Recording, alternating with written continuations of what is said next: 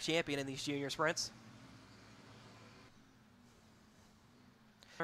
The final car in line. Checker flags flying. Paxton Belchick just elected to stay in line, not risk any of that equipment, trying to get around Kylie Bates.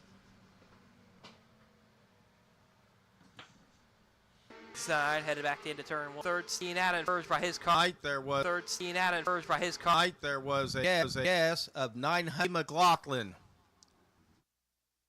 Next is of 900 McLaughlin. Next is our Vision 1 here in Indiana, number 14, Aiden Hicks.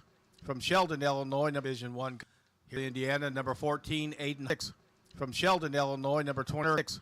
From Sheldon, Illinois, number 20, Cocker at Coles County Speedway, brought to you. Down to the start cone, green flags in the displayed. Again. For Wyatt Walters to go, and upside down, that number 4 machine goes. Easy, guys.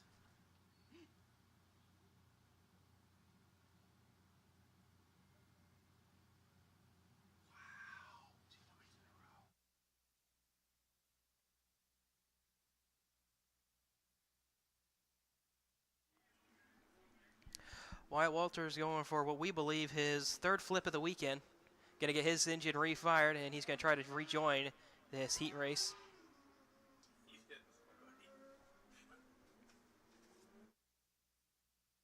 Trouble over in turn 4 anyways. Caution's going to come back out. But they did get a lap on.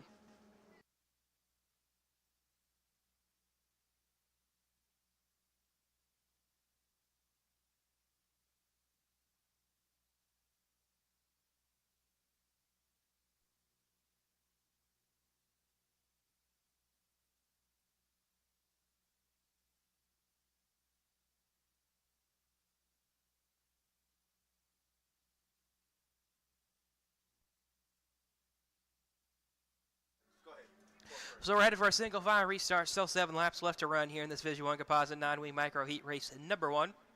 Through the restart cone goes Nolan Bartley. Green flags in the air. Wyatt Walters, after going for that flip on lap 1, finds himself in third on this restart. Trouble again over at turn number 4. Same car caused caution number 1. That's 2 strikes for that number 23 machine in this one. Third strike, he's out of it. Now Wyatt Walters to the inside of Clay Frederick down, and he's going to be clear, all clear for second as they head back down into turn number 3. Clay Frederick's just got nothing for that number 4 machine in terms of pace. As now Connor Kokorin going to get on by the 14 of Aiden Hoskins back at the tail end of the field. Everybody else gets single filed out. 2 to go this time for that number 7F machine and Noah Bartley. Wyatt Walters in tow, a few seconds behind. Everybody's closed off their entry quite a bit here in this heat race. White flag flying for Noah Bartley, though. Noah Bartley a little bit wider on entry down than ones, as did the rest of the field. Checkered flags flying, coming off turn number 4. Going to be Nolan Bartley taking the final Heat 1 Vision 1 Composite Non-Wing Micro Heat win of 2024 here at Coles County Speedway. Wyatt Walters, after flipping, will finish second, and Clay Frederick will finish in third.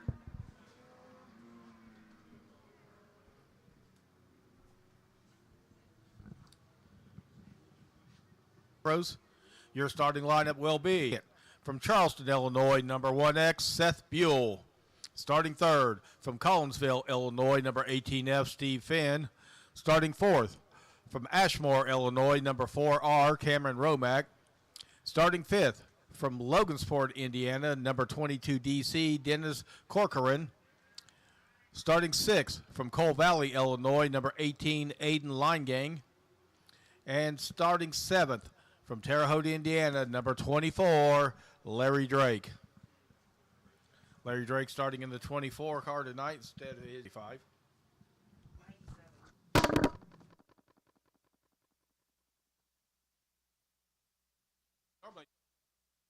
All right, I'm a big. Hey, sorry about that. I knew something like that. God damn it. So Dawson Wright, Seth Buell going to lead the field up to the start cone to start heat race number 2 for these Vision 1 Composite Non-Wing Micros. Looks like live timing almost sorted out for us up here in the tower. Green flag flying here on heat race number 2. Some contact made back at the tail end of the field. No harm, no foul. Everybody gets through cleanly. Flagman's getting ready with that yellow flag. These drivers are getting really tight up here as they head back into turn one. Larry Drake making some moves himself. Going to find himself up in fifth at the completion as they come back to round to complete lap number 3. Seth Buell, though, still out in front of the field. Dawson right behind him. Cameron Romack, who had brake issues last night, running third at the moment. He'll get around Cameron Romack on the outside for the third spot. See if Romack follows him up there, get around Dawson Wright. That outside groove not quite there just yet. As Larry Drake gets back to his rear bumper as well, back to the bottom, down at 3 and 4, 2 to go for this Division 1 Composite non-wing micro heat race number 2. Romack trying that outside again, trying to get around Dawson Wright. Larry Drake gets to his inside, back to 3. White flags flying for Seth Buell back into turn 1. Larry Drake, Cameron Romack side by side down into turn 1 for the 4th spot. Larry Drake's going to be clear off turn 2. Checker flags flying for Seth Buell off of turn number 4, though, on this second Division 1 Composite non-wing micro heat race. Aiden Linegain will bring it home in second. Dawson Wright narrowly holds on to third.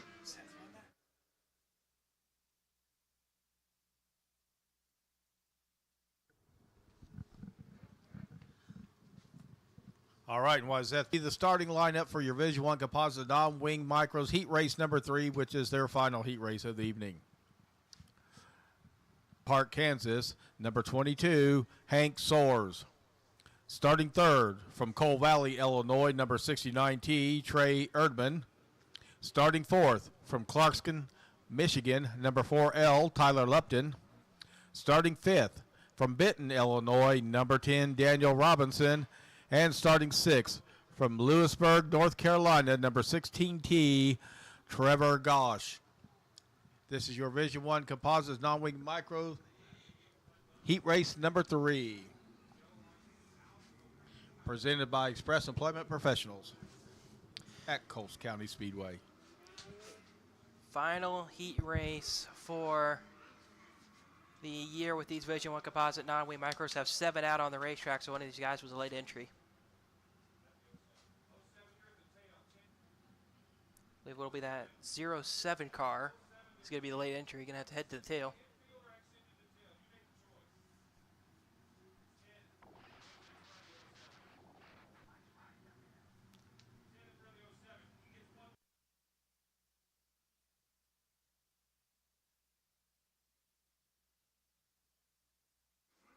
Carter Whaley in the 07C starting in last. Danny Hayes, Hank Soares is going to bring them, though, to the start cone over in turn number 4. Green flags flying here on the final heat race for the Division 1 Composite non-wing micros in 2024. 3 wide off of turn number 2 they come. 3 by 3, a couple cars catching some air. Still 3 by 3 back into turn number 3. Hank Soares right on by on the outside. Turns 3 and 4. That's the 10 of Daniel Robinson. Was having a pretty good run last night, so a mechanical issue sidelined him for the feature. Now he's looking for the inside for this heat race lead, looking for the final heat race win in 2024 for these Division 1 Composite non-wing micros, or 3 wide behind him for third. A couple guys getting forced to check up. Danny Hayes still fading further back in the field. He'll drop to 4th. Car gets tight off turn number 4, and Tyler Lipton will get to his inside. He'll clear him for 4th. Trey Erdman now up into the 3rd spot. There's a handful of laps to go for this final Division 1 Composite non-wing micro heat race. Still out in front, that number 10 machine of Daniel Robinson started 5th. He's got 2 more times around this historic speedway. Still 2 and 3 wide further back in the field. Try to sort it out back there. White flags coming for the number 10 this time. Back into turn 1, Daniel Robinson. Out behind him, Hank Soares. Off of turn number 4 for the final time. It'll be the Concludes our heat races for the Division 1 Composite non-wing micros. Coming up next is our high caliber graphics junior sprints. We will have 2 heat races.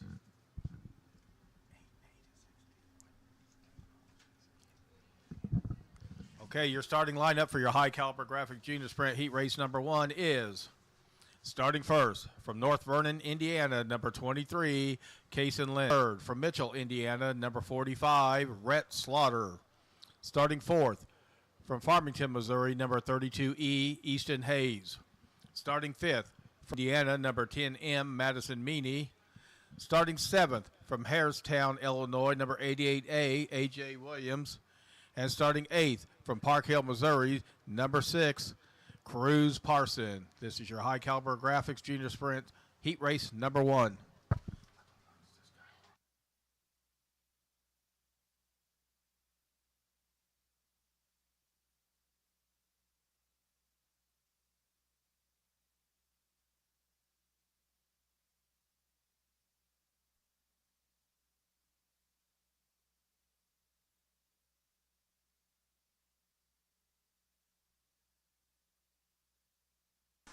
Casey Lynch, Kylie Bates going to lead them down to the start cone. Graphic Junior Sprint Heat Race number 1. Down through turn 1 goes 1 and 2.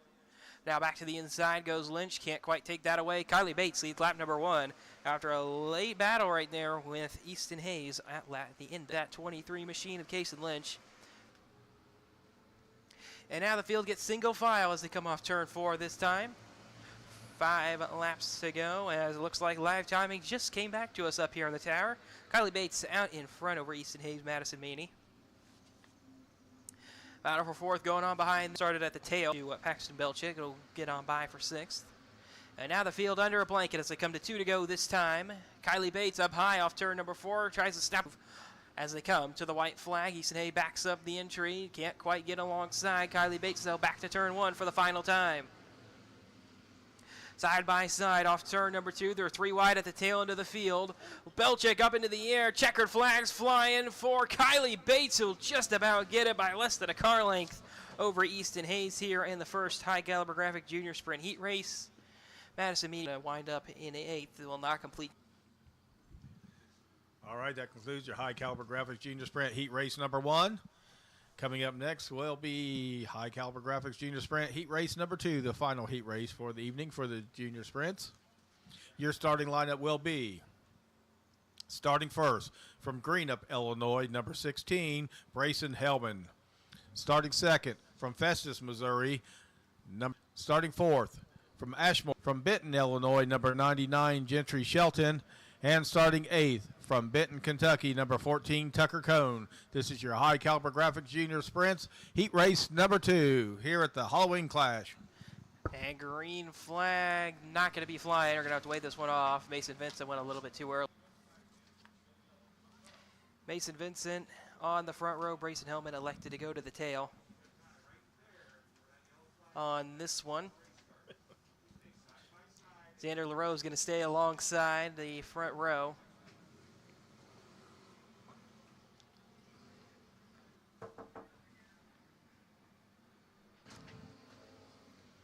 Through turns 1 and 2, field gets single filed out throughout the top 5. Jasper Hellman dropping back.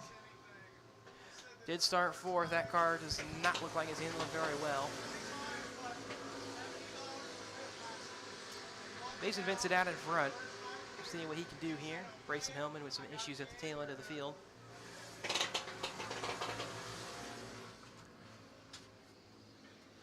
Xander LaRoe about a second behind Mason Vincent, who's got the lead.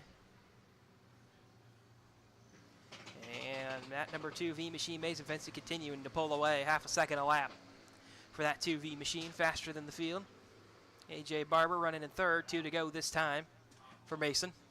Colton Vogel and Gentry Shelton side by side for 5th, or excuse me, 4th off a turn at number 4.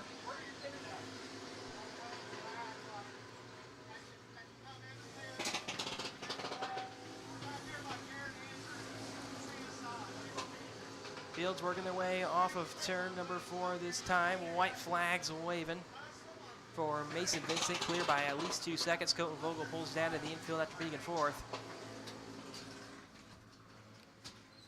They worked their way back through turn 4 for the final time. It's Mason Vincent taking heat race number 2 for the high caliber graphic junior sprint. Xander LaRoe brings his car home in 2nd. AJ Barber on a hard charge there at the end is going to bring his car home in 3rd. Gentry Shelton 4th. Jasper Hellman 5th.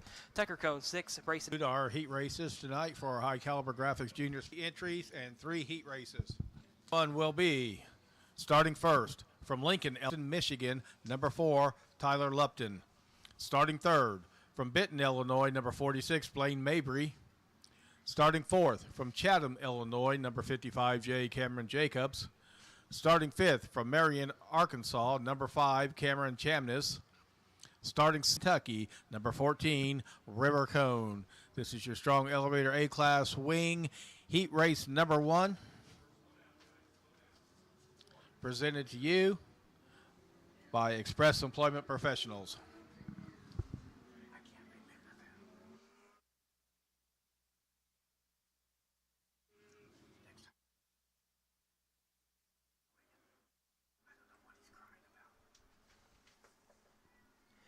So we're not going to get this one underway right away.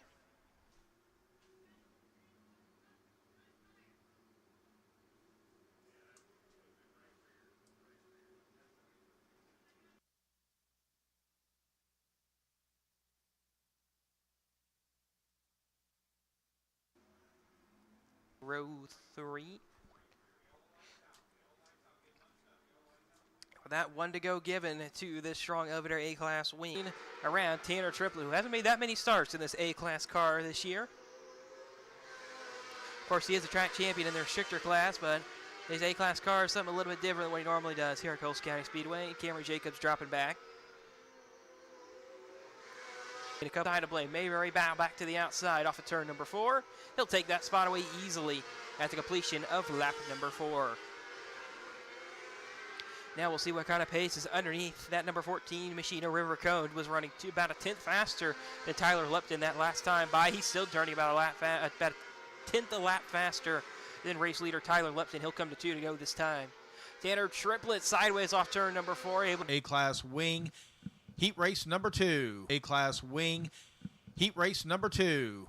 And that lineup is starting first from Benton, Illinois, number 16, Noah Britton.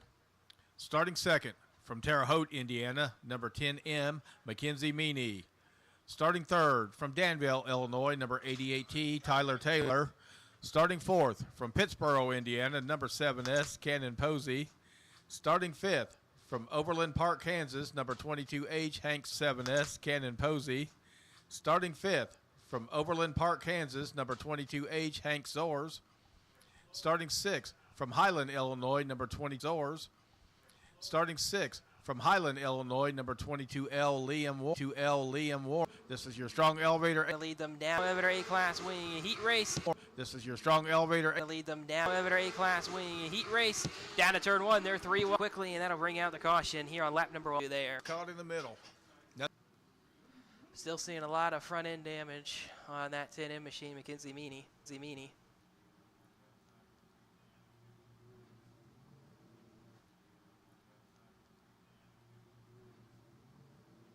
Trackers looking like they're going to let her continue on.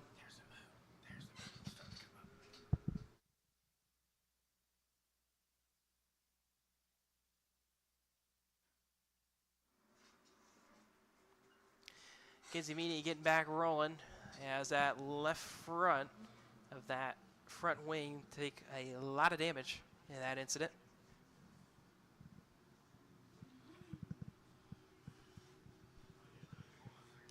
One to go being given to the strong elevator A-class wing heat race number 2.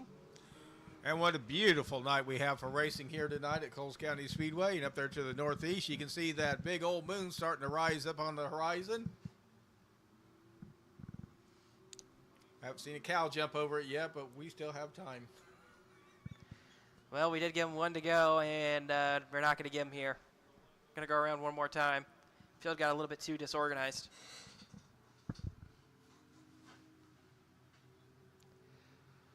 One to go given once again after the first attempt was waved off. Still the same front row, Noah Britton, Noah Britton and Cannon Posey, Mackenzie Meany to the tail.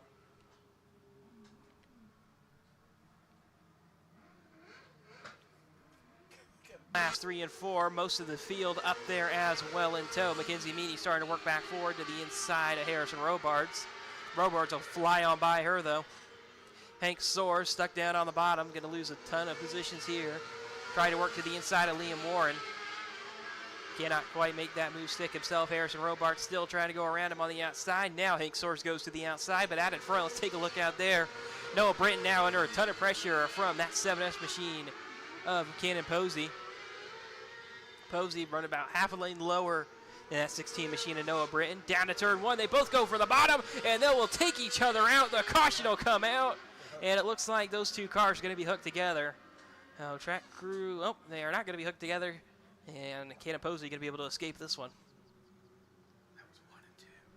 And a tough break for those two drivers. Tangled hard for the lead. Both went for the same area of real estate down there on the racetrack, and just no room.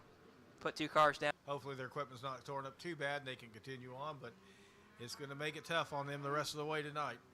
Yeah, I did not think that Cannon Posey was going to head down to the bottom. I figured he was going to stay up top. I think Noah Britton thought the same thing. They both headed for the bottom, and we end up with this caution, which puts Tyler Taylor out in front of the field.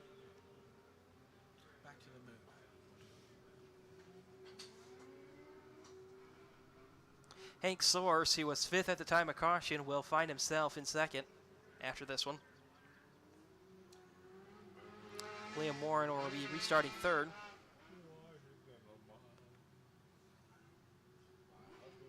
On it.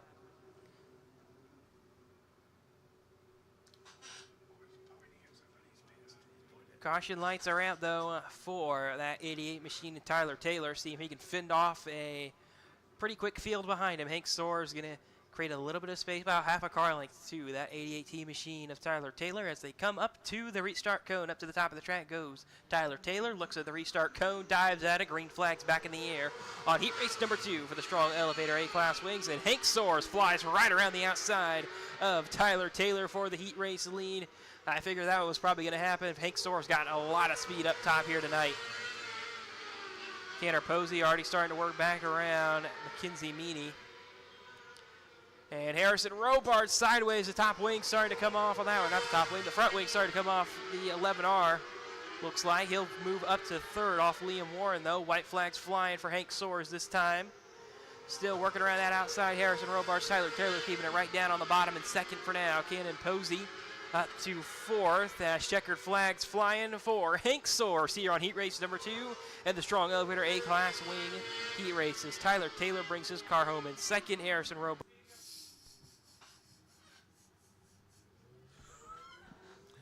And that concludes the strong elevator A-class wing heat race number 2. Coming up next will be our final heat race for the strong elevator A-class wing. And your starting lineup will be starting first from Terre Haute, Indiana, number 12, Dawson Wright. Starting second from Loudon, Iowa, number 28H, Dawson Hamdorf. Starting third from Harristown, Illinois, number 8J, J.J. Williams. Starting fourth from Bloomsdale, Missouri, number 4X, Brian Martinelli.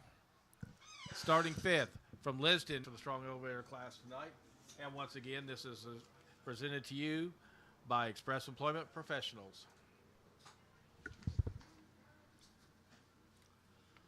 Once again, Dawson Wright, Dawson Hamdorf, the front row, all Dawson front row. Green flags flying here on strong elevator heat race number 3.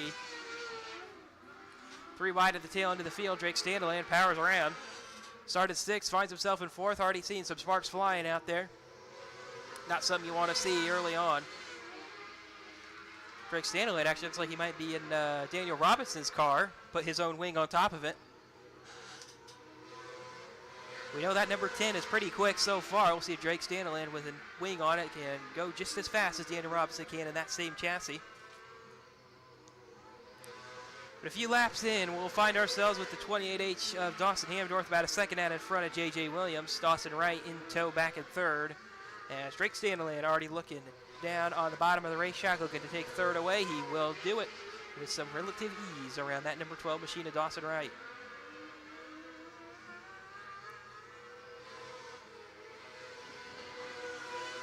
Now Dawson Wright, who started on the pole, now has to settle for what could possibly be a 4th place finish as Colette DeCiro in tow as well.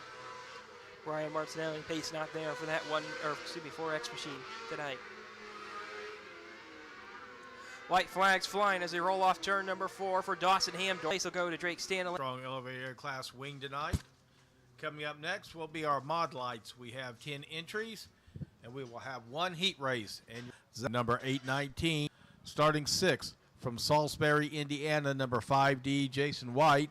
And starting somewhere in Indiana don't have a hometown. Number 77, Paul Sipes. This is your Mod Light. Number 77, Paul Sipes. This is your Mod Light heat race. So 10 for Zach Malone. Headed down into turn one. We'll see if Mike Barnhouse can make a move. He'll go 3 wide middle as that 77 machine gets turned sideways in front of the field, and the caution's going to come out.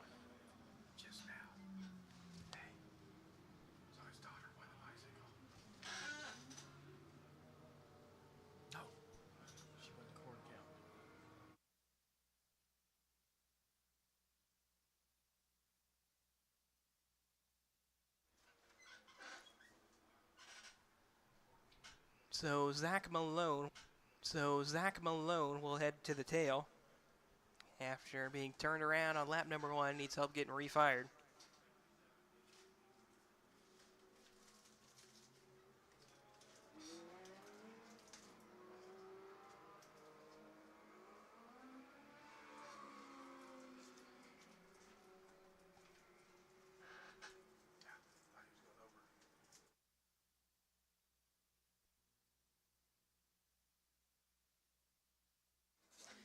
And unfortunately, Zach Malone going to be out of this one.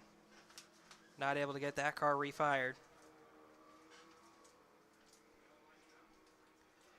So the new front row going to be made up of Brandon McGoughlin and Mike Barnhouse as they head for the start cone up in turn number 4. Here they come, green flags flying on the Mod Light heat race. Down through turns 1 and 2 they go. It'll be Brendan McGoughlin way out in front of this one. Has almost a second advantage as they're going to roll through to complete lap number 1. Corey Stephenson going to be in, looks like. Back there in 5th, going to lose 5th now to the 5D, Jason White, it looks like.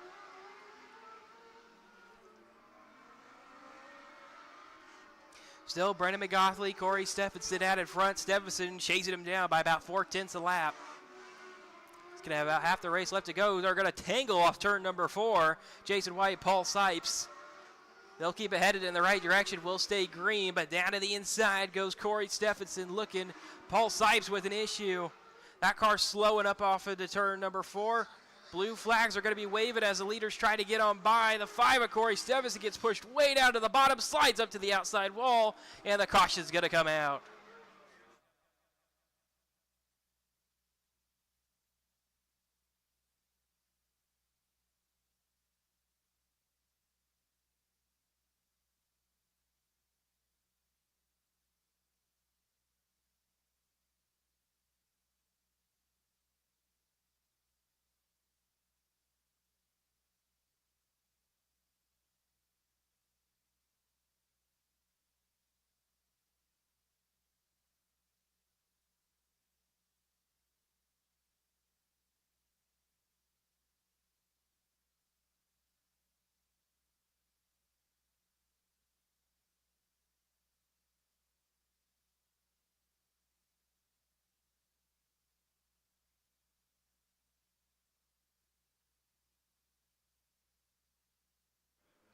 So the 77 of Paul Sipes, black.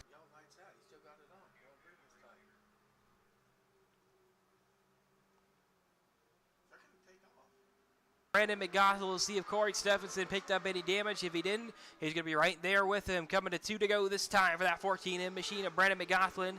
Back to turn 1. Pace is there for Brandon McGoughlin. Sub 12-second lap time while Corey Stephenson outside the 12-second range.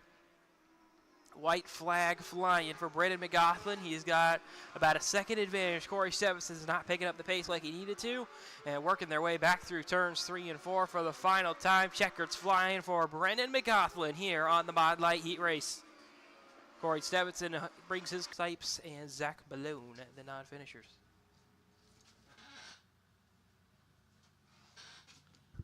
And with that, that concludes the heat race for this evening for the Mod Lights.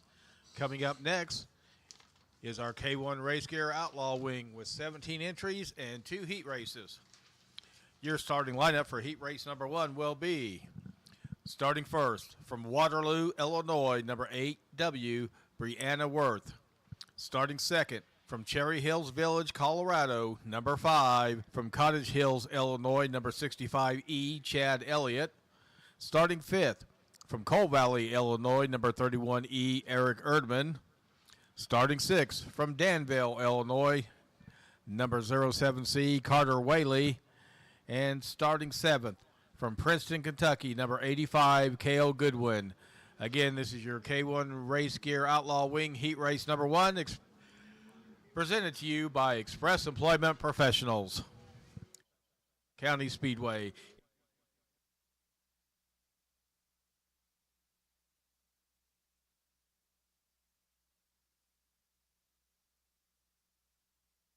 Correction for you, the 07C car of Carter Whaley is actually from Danville, Indiana, not Illinois. Field's coming to the green right here. Yeah, it looks like, nope, got to weigh him off. Cars went a little bit too early to the track crew's liking, and they'll stack them back up. Well, they got organized relatively quickly. Brianna Worth and Chase Highland, the front row. Caution lights distinguished. Will be Highland. Chase Highland to the out. Yes, he is ahead of the line over Brianna Worth. Worth get out over Devin Feger. Eric Erdman in over Devin Feger. Eric Erdman in tow further back in the field. Picking up K.O. Goodwin fourth. Carter Whaley not on the racetrack. Still that number 8W though. Brianna Worth out in front of him. And she's white flags flying for Brianna's AW. Have a second advantage as she rolls back through turns 3 and 4. Checkered flags flying for Brianna Worth. Taking the K1 Race Gear Outlaw Wing Heat Race number 1 over Devin Feet. And then 7th was Carter Whaley, who did not make the start.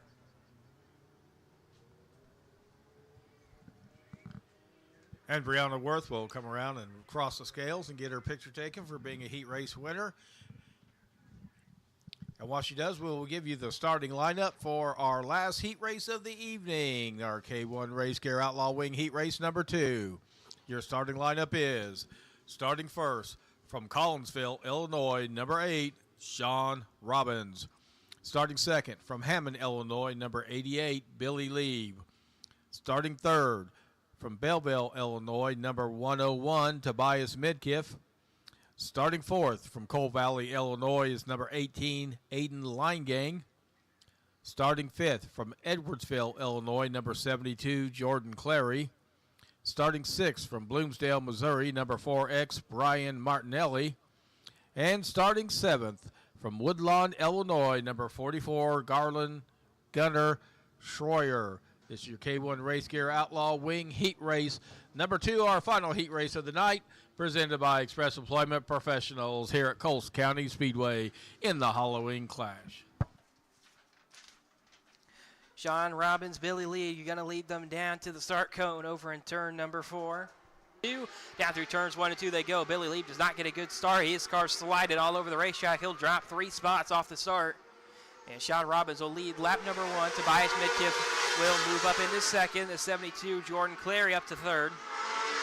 Billy Lee has to settle for a fourth now as he tries to get into a trouble over at turn number 4. The 44 gets sideways. Gunnar Schroeder, he is able to keep his car pointed in the right direction. That car bicycled through turns 3 and 4 as it looks like there might be a little bit of a bump up there in turn 3. Saw Billy Lee hit that as well.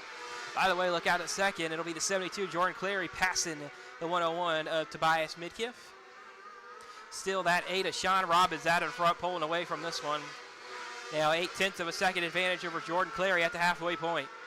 Billy Lieb on Tobias Midkiff now, half a second faster that last lap. Tobias Midkiff's car ill handling on corner exit now. Up to the top he goes. Billy Lieb down to the bottom. See where Billy Lieb can take this third spot away as they come to 2 to go this time. Billy Lieb throws the slider. Tobias will get back to the inside, back into turn 1, but Tobias does not throw a slider back himself. Knows he doesn't have the pace to keep up with that 88 machine. White flags flying this time for Sean Robbins as they come off turn number 4. As Billy Lieb will finally complete that move for third. And they roll back through turn 4 for the final time. Sean Robbins takes heat race number 2 win for the K1 Race Gear Outlaw Wings. Jordan Clary brings his car home in second after a 5th place start. Billy Lieb third. Tobias Midkiff 4th. Aiden Linegang 5th. Gunnar Schreiner 6th. And Brian Martinelli 7th.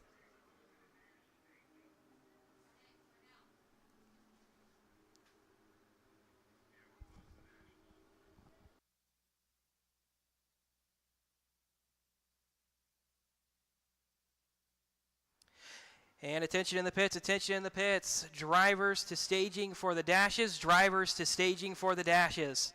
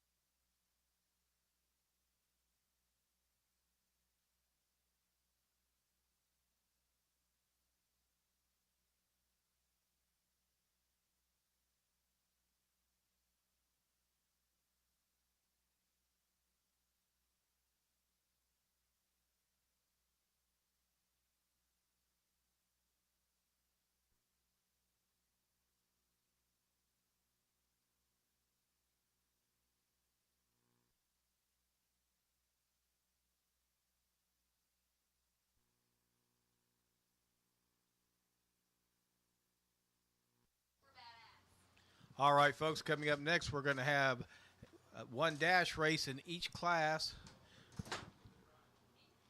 that will transfer into the feature. Not sure how many will transfer in. All of them will transfer in then. Okay.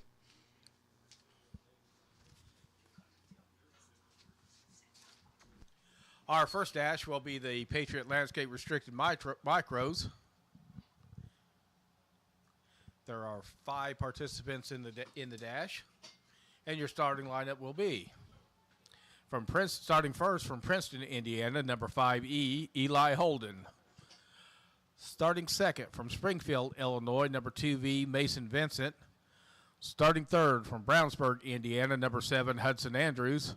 Starting fourth from Bon Terry, Missouri, number 61, Zane Smith. And starting fifth from House Springs, Missouri, number 36, Landon Miner. This is your Patriot Landscape Restricted Micro Dash.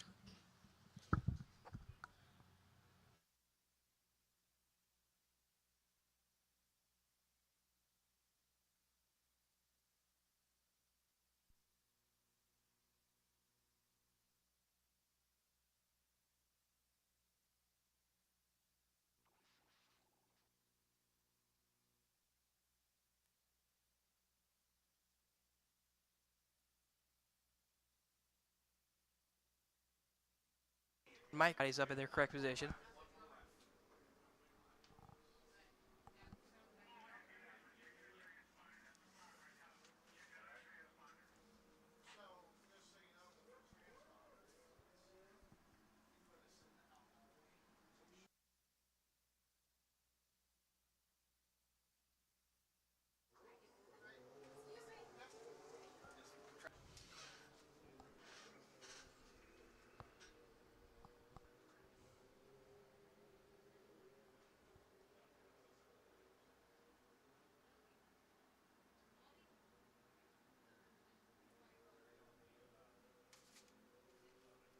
Let's get a 6-lap dash to decide the top 5 for the initial start on the Patriot Landscaping Restricted Micro Feature later tonight here on night number 2 of the Halloween Clash at Coles County Speedway, presented by Express Employment Professionals. Caution lights will extinguish as they head off into turn 1.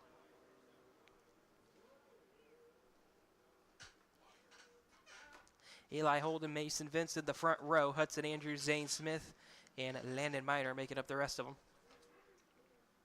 Micro dash down into turn 1 they go. A little bit of that one. Zane Smith, Landon Miner gets set right back in line behind them. Landon Miner already experimenting with a high groove, see if he can get some momentum going in his restrictor micro, and Zane Smith gets into the side of Hudson Andrews down there for third off of turn number 4. Hudson Andrews now going to take it easy. He'll lose another spot here, drops back to 5th. Landon Miner up to 4th. Landon Miner making that outside move work. Hudson Andrews fights right back on down to the bottom as they come to 2 to go this time for the leader of the 5E of Eli Holden.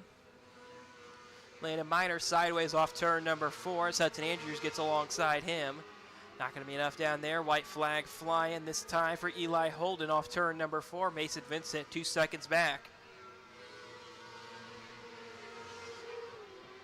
Into turn 4 for the final time comes the 5E machine of Eli Holden taking the win here on the Patriot Landscaping Restricted Micro Dash. Mason Vincent brings his car home in second, backed out of it way early before he even got to the start line. Zane Smith third, Landon Miner fourth, Hudson Andrews fifth.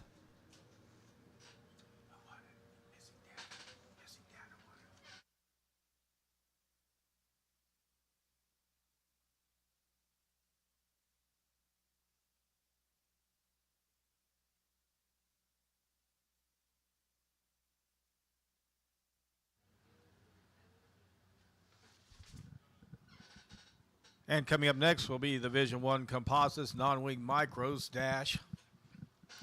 Your starting lineup will be starting first from Warsaw, Indiana, number 96, Parker Leak. Starting second from Pittsburgh, Indiana, number 71H, Mason Hannigan. Starting third from Bon Terry, Missouri, number 61, Cole Tinsley. Starting fourth from Hammond, Illinois, number 7F, Nolan Bartley. Starting fifth from Charleston, Illinois, number 1X, Seth Buell. And starting sixth from Benton, Illinois, number 10, Daniel Robinson. Once again, this is the Division I Composites Non-Wing Micro Dash.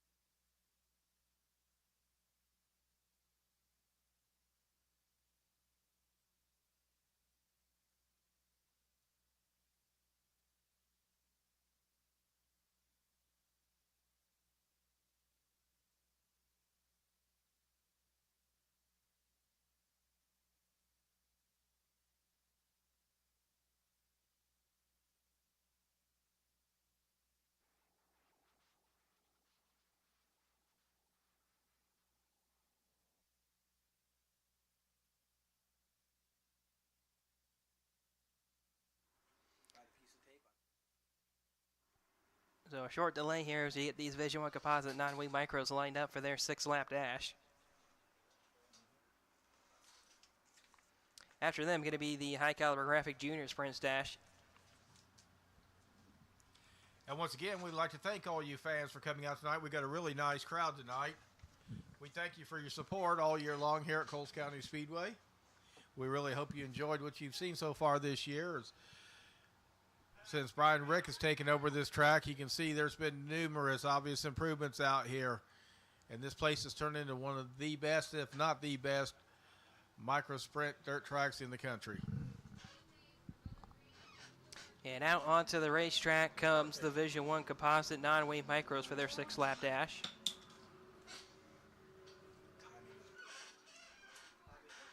Parker Leak, Mason Hannigan in the front row as they approach the start cone up in turn number 4.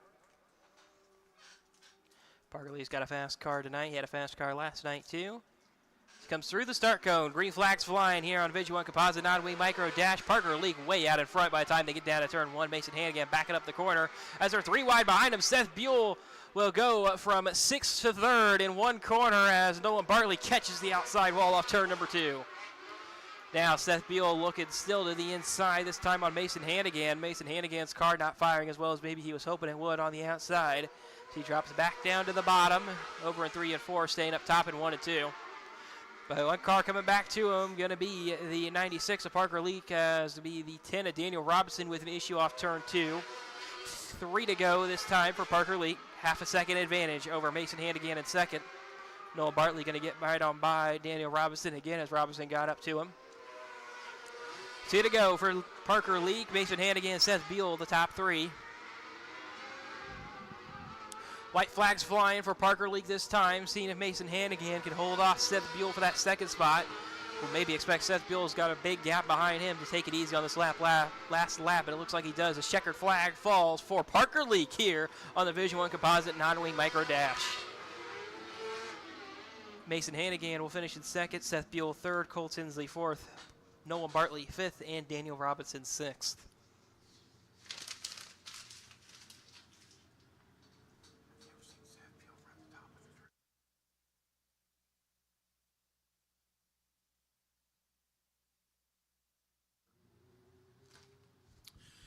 And coming up next will be our High Caliber Graphics Junior Sprint Dash. And your starting lineup will be, starting first, from McConnellsburg, Pennsylvania, number 9C, Ashton Glazier. Starting second, from Alexis, Illinois, number 1, Riker Toops. Starting third, from Princeton, Indiana, number 5E, Eli Holden. Starting fourth, from Hillsborough, Missouri, number 12K, Kylie Bates. And starting fifth, from Springfield, Illinois, number 2V, Mason Vincent. Again, this will be your High Caliber Graphics Junior Sprint Dash. And of course, after these junior sprints will be the A-Class wings for their dash, the Strong Elevator A-Class wings.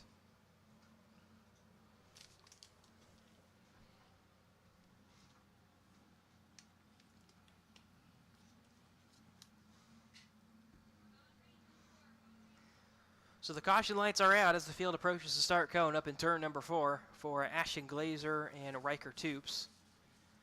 As they work their way up to the start cone, green flags flying here on the High Caliber Graphics Junior Sprint Dash. Down into turn 1 they go. And trouble already for the field. The one of Riker Toops goes sideways in front of Eli Holden. And Kylie Bates both going to get tangled up with him. And there's going to be about a second gap between every single car on the racetrack now, at least in the top 3. Ashton Glazer has a Riker Toops, Kylie Bates to follow. Coming around to the halfway point in this High Caliber Graphic Junior Sprint Dash, Ashton Glazer starting to get dragged backwards towards Mason Vincent. Mason Vincent running a little bit faster than Ashton Glazer's 9C at the moment. Eli Holden's holding on to his about second advantage over Riker Toops behind him. Rolling back through turns 3 and 4, the 9C Ashton Glazer. Turns 3 and 4 for the final time will be the 9C Ashton Glazer. As checkered flag will fly for him on the High Caliber Graphic Junior Sprint Dash. Mason Vincent second, Eli Holden third, Kylie Bates fourth, and Riker Toops did not complete the last lap. He'll finish in fifth after an issue off turn 4. Coming to the white.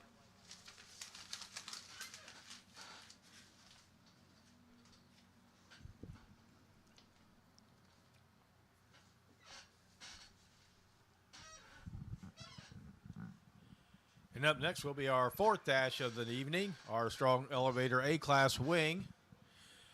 Your starting lineup will be, starting first, from Fairland, Indiana, number 95M, Noah Mell. Starting second, from Terre Haute, Indiana, number 97D, Larry Drake. Starting third, from Lewisburg, North Carolina, number 16T, Trevor Gosh.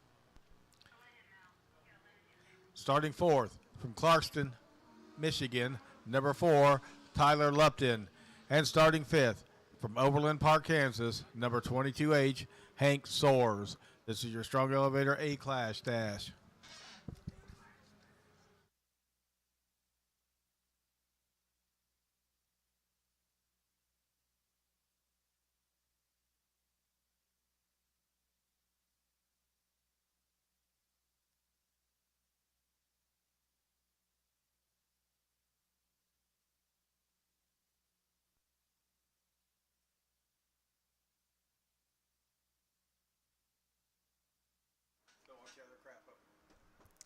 Caution lights extinguished for the Strong Elevator A-Class wing dash. They're going to head for the start cone up at turn number 4, where Noah Mell and Larry Drake will lead them down to the green. Through the start cone, green's flying on the strong elevator A-Class wing dash. Down into turn one they go. Larry Drake on the outside of Noah Mel. Noah Mel shuts the door off of turn number 2. Larry Drake back down to the bottom. Underneath Noah Mel, they'll be 3 wide for the lead off turn number 4. That 16 machine of Trevor Gash got some speed tonight. Not going to work for him. He'll move up to second off of turn number 2. Tyler Lipton in tow with him, pushing Larry Drake out wide. Drake drops behind the 22 of Hank Soares. And now Tyler Lipton trying to power around on the outside. Started 4th, up to 2nd now. Going to go around the outside of Trevor Gash.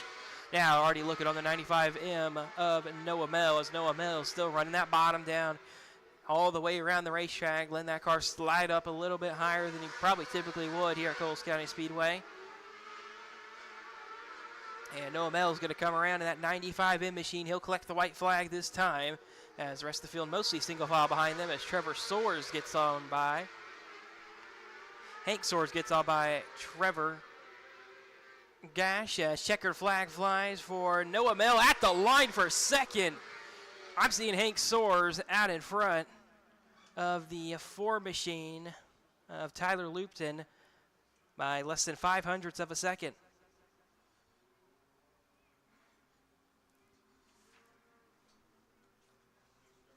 And coming up next will be our dash race number 5, our K1.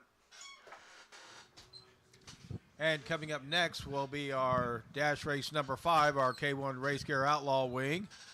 Your starting lineup will be starting first from Clarkston, Michigan, number 4, Tyler Lupton. Starting second from Bon Terry, Missouri, number 61, Cole Tinsley. Starting third, starting fifth.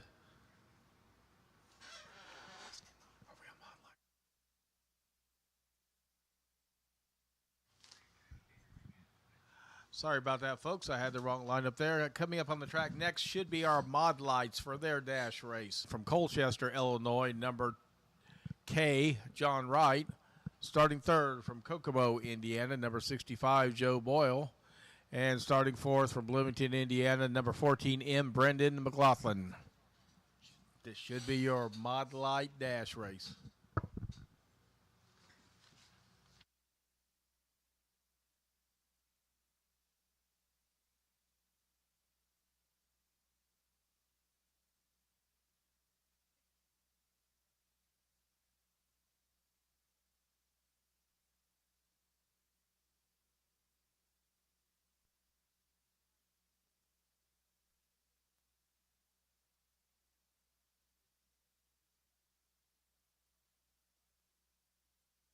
But green flag's coming right here for this Mod Light dash. Down into turn 1 goes Austin Park, last night's feature winner.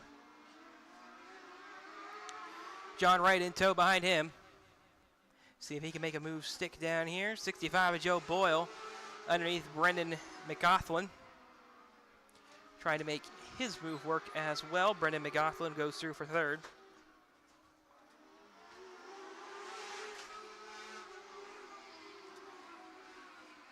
Now single file goes the Mod Light dash as they come around to the white flag this time by. John Wright gets a little bit high off turn number 4, but he'll keep his third spot. He's got a big enough advantage out back behind him. Austin Park, though, going to roll back through turns 3 and 4 for the final time in that 27P machine, and he'll take the win on the Mod Light dash. John Wright will finish second. Third will go to Brendan McLaughlin.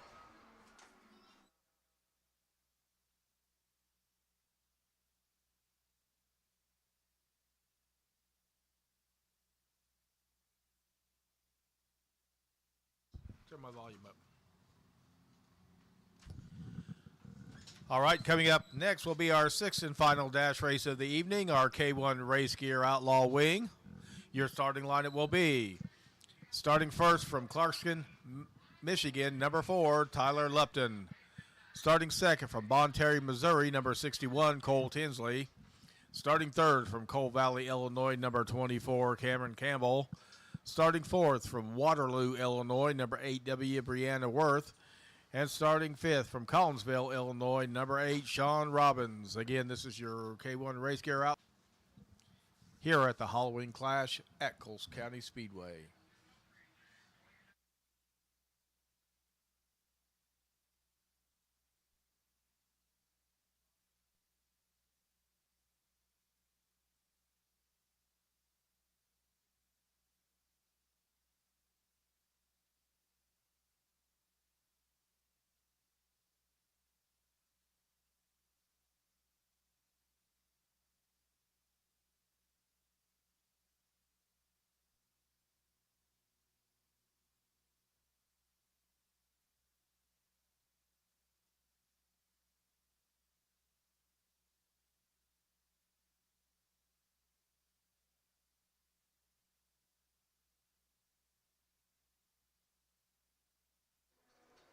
Out on the racetrack comes the K1 Race Gear Outlaw Wing Dash. Last dash of the night. Tyler looped in Cole Tinsley, the front row once again, as they'll approach the start cone up in turn number 4 on their 6th lap dash tonight. Through the start cone they come. Green flags flying here on the K1 Race Gear Dash. And we're going to wave them off. Flagman didn't like it. And yellow is coming on out.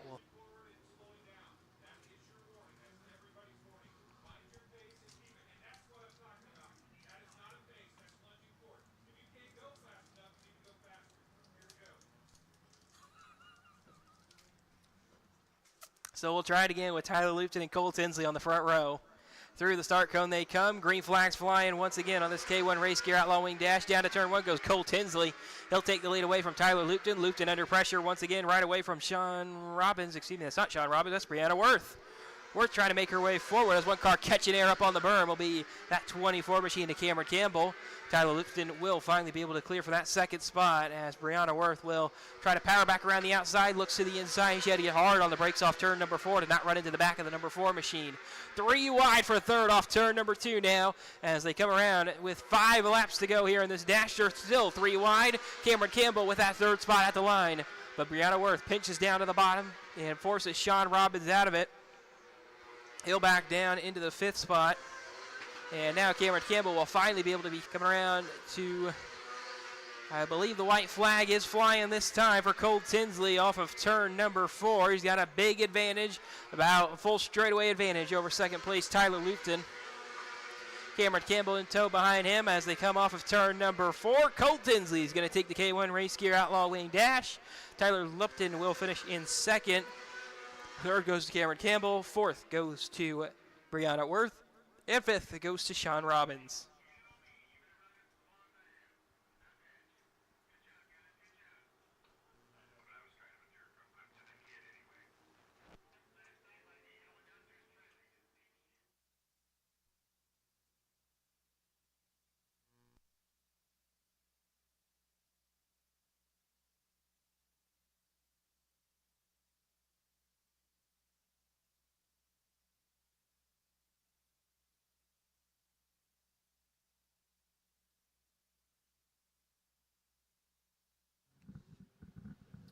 All right, well, we now have an intermission here.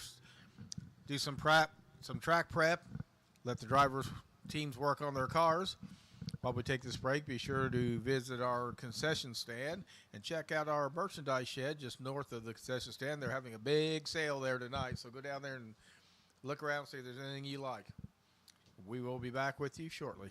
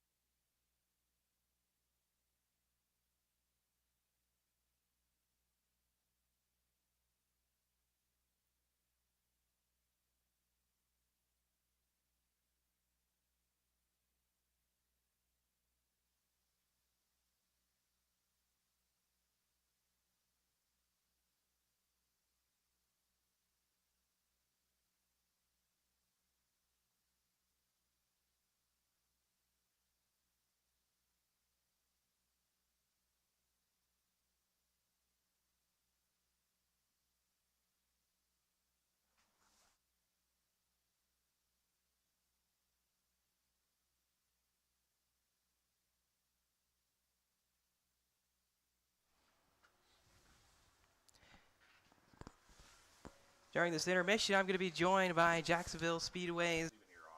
They'll be able to hear you. You just won't be able to hear him. So just leave it here off so you can hear him. So Wayne, how you enjoying the racing so far tonight at Coles County? And great track. Brian has done an amazing job on this place. That's what we always love to see. And you're big over there at Jacksonville. You know a lot of the history of both places then? Yeah, I've been the track historian over at Jacksonville for 11 years now, and just enjoy working with everybody, meeting new people, and trying to find information, just kind of like I did with Brian. Gave him a book tonight of all the different information I found about Coles County since it started back in 1956. So just love sharing the information, and it's just that it's moved, you know, from another location, and then it used to be asphalt, which I can't imagine micros racing on asphalt, and then now it's turned back to dirt again. And like I say, Brian has just changed things from what I hear a lot, and it's great, you know, keeping a track like this going for so many years. The oldest micro dirt track in the United States, right here in Coles County. Yeah, it's always great to see the history of any racetrack flourish, especially when you have a racetrack like this track that was kind of going away, and it's nice to see it come back. Oh,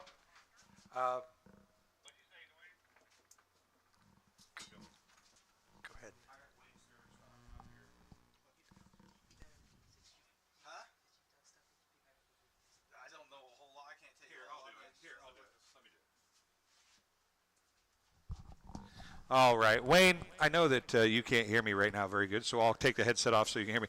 Wayne, you do Jacksonville Speedway stuff, you do Coles County. I know you were talking just a moment ago. You came earlier this year and had a great book of information just Yes. on Coles County Speedway. Correct.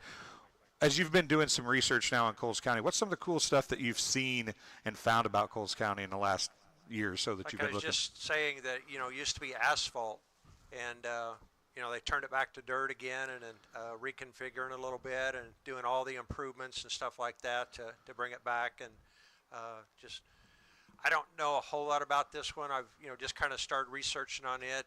Jacksonville, I've got it dated back all the way to 1912 when they started racing over there. So what is it about the racetracks and the history of the racetracks that get you involved? And what is it about Coles County that made you say, hey, I want to kind of To find out, you know, and continue the history. And the families that have raced here, found out that a lot of them, you know, went down from generation to generation that have raced here before. And that's one of the cool things, right, as you search through history at every racetrack pretty much. I know Jacksonville's kind of the same way, but also seeing the names that people locally know. I mean, this track has been host to a lot of very successful modified midget drivers through the years. Yes, and big races. From what I've heard, you know, they've had a lot. They had the nationals here before, and things like that. But it's just like these last night and tonight. You know, they're from Michigan. They're from, you know, all over the place. North Carolina, just Colorado, just different places. It's, you know, amazing to see people travel this far to a little dirt track in Coles County. And that's one of the things, you see somebody like Brian who comes here and sparks new energy into a place. Correct. So you're looking forward, but sometimes looking back at what was helps a place move forward, doesn't it? Yes, and then, you know, I don't know if they did have the reunion. They were talking about having a little reunion here of some of the different families, and there's still some of the old micro race cars out there, you know, the 125s, the 250s, before they moved on to the 600s, and now they got the junior sprints, and, you know, just keep adding different classes and stuff. But it's kind of neat to look at the changes that the cars. I brought a old axle over here that I'd never used before. I bought it from Domelt back in 1993. And Brian goes, "That's not a micro." And I go, "Yeah, by the weight it is. You know, everything is so much lighter and stuff like that. You know, you see the little kids walking around with the Hans devices on, and the difference in the suits and that sort of thing."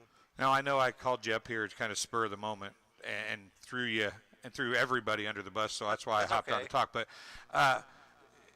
the working towards finding history is something you've done such a great job at Jacksonville. And you mentioned a reunion here. the reunion at Jacksonville that you've had in the past few years has been phenomenal. You think that's something that could work here at Coles County? I hope so. They had the first one in Jacksonville in 2012, and the promoter there, Kenny Dobson, asked me, a little bit later after that, he said, you seem like you have old magazines, and Pit Stop, which was the national micro magazine for a long time, and that's where I found some of the stuff about Coles County. Some of the stuff I have it, I really don't even know until I look for a certain track or a certain person and things like that, and start looking through all the stuff that I have.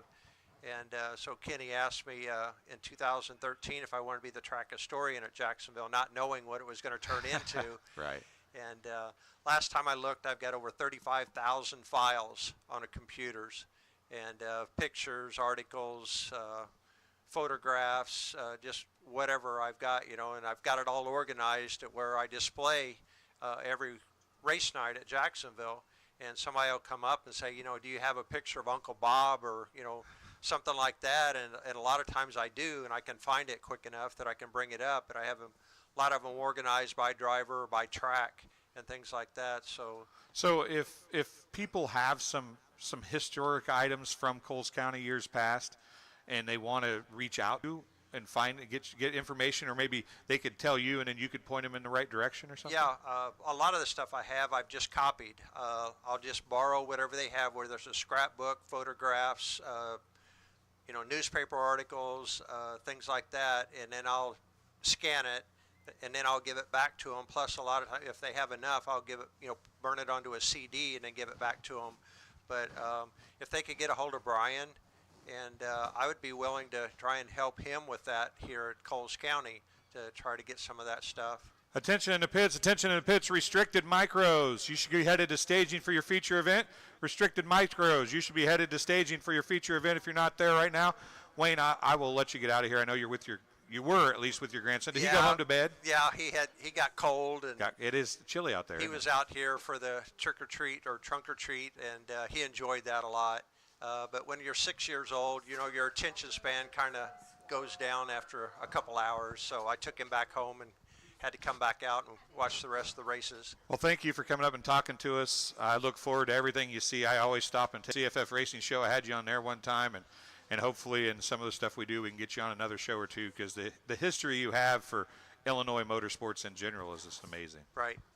I sure appreciate it, and thank Brian and all the crew. They've put on a heck of a show here the last two nights, and that's what we did at Jacksonville at the end of the show this year. We had 2 nights in a row, and it seemed to really work out that way. People could come from a long way, stay overnight, and race 2 nights without having to drive, 100 or 500 miles to the next race. Yeah, it's always nice. Well, thank you, sir. We'll talk to you again very soon. Okay, thank you.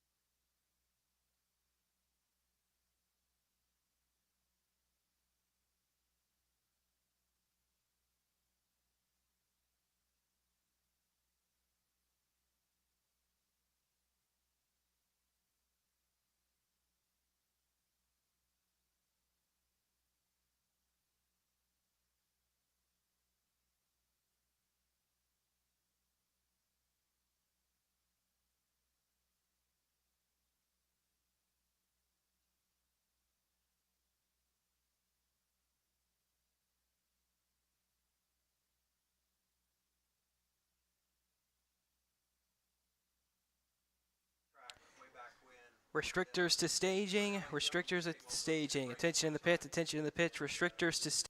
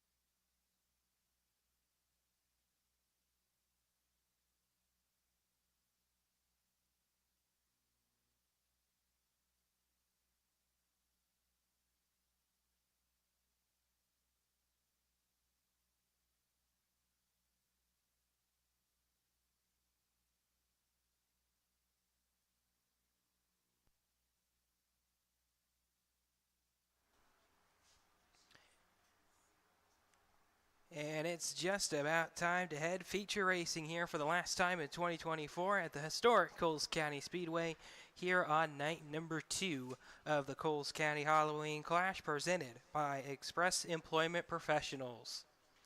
Coming up first is going to be the Patriot Landscaping Restricted Micros with a 20-lap feature.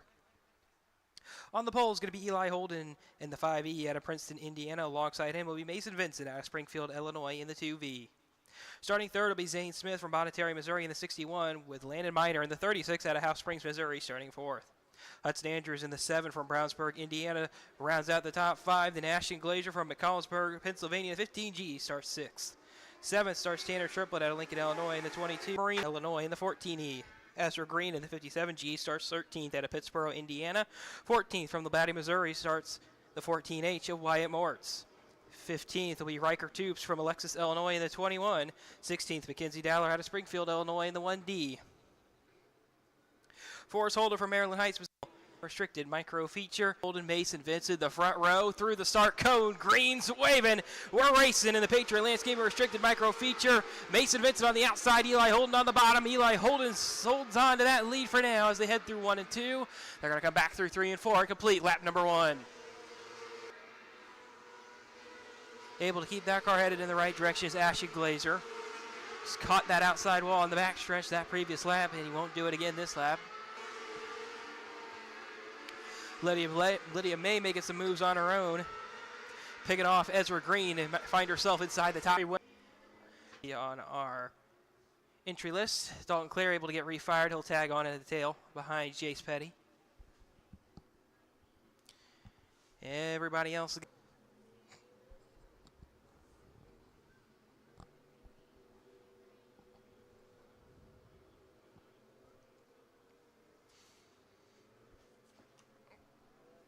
So track crew continues to work on these two cars. Andrews, Tanner Triplett, Ashton Glazier.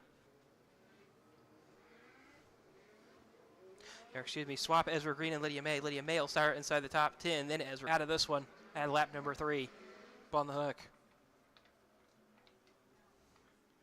So her night will come to an end at the completion of lap number 3. So one caution in at the completion of lap number 3. So one caution will take out 2 cars here in the Patriot Lane Express. Field rolls on through back into 1. Caution lights extinguish. It's again Eli Holden, Mason Vincent, Landon Miner, Hudson Andrews, Tanner Triplett, the top 5. Tanner Triplett back there in 5th, of course, a track champion in this class. Locked up that championship a few weeks before the final points event was ran.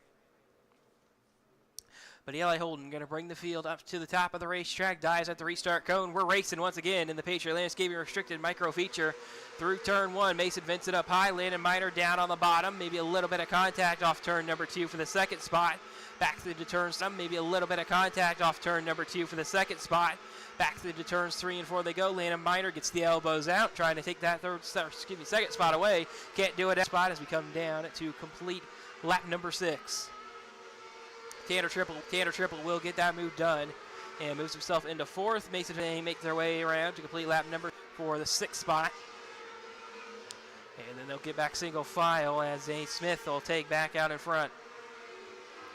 Got trouble over in turn number 4. Dalton Clary coming to a stop on the berm once again. Caution is going to come out here on lap number 9. So second caution of this Patriot Landscaping Restricted Micro Feature comes on lap number 9.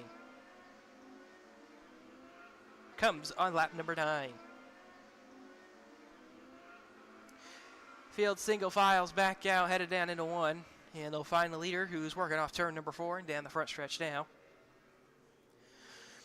This coming restart, Eli Holden back on the pole and lead him back to green. He had a 2.7 second advantage at the time of caution. Lap time was equal to Landon Miner behind him. Hudson Andrews, Tanner Triplett, Mason Vincent, the top 5. Then Zane Smith, Collette DeCiro, Ashton Glazier, Lydia May, and Gavin Burge rounding out the top 10.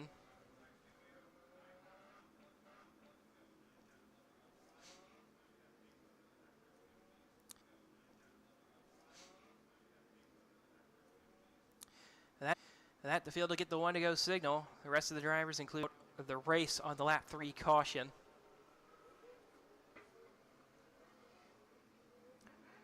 One to go signal was given to the field, as Eli Holden's going to bring them up to the restart cone. He heads for the top of the racetrack. Looking for the restart cone. Caution lights are out. And they're going to let him go around one more time in this Patriot Landscaping Restricted Micro Feature.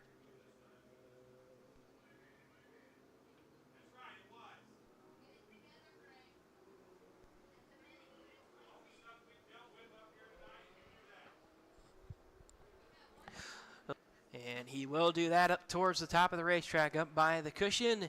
Dives at the restart cone. We're back racing again on the Patriot Landscaping Restricted Micro Feature through turns 1 and 2. He pulls about a couple car length advantage over Lana Miter. Tanner Triplett upside down in turn number 2. Red flag is out as his car comes back down on all fours up on the berm. And Tanner Triplett likely going to be out of this one.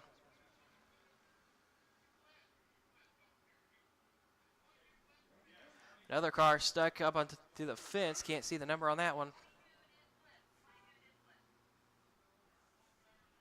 Drivers are okay. Yeah, that's a great sign. Always what you want to hear after a scary accident like that one.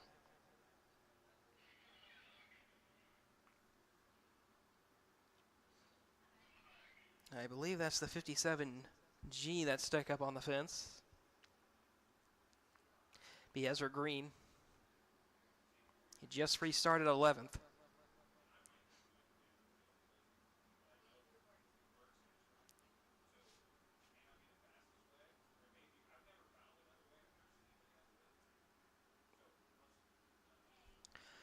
And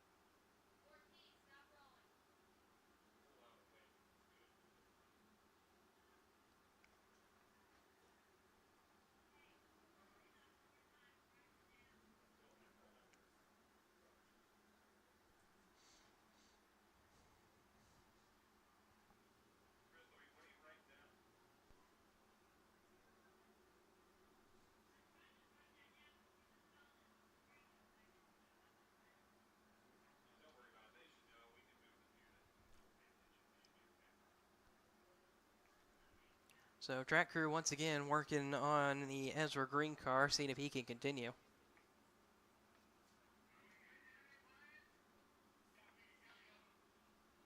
And with that, yellow flag conditions will come back out on the Speedway.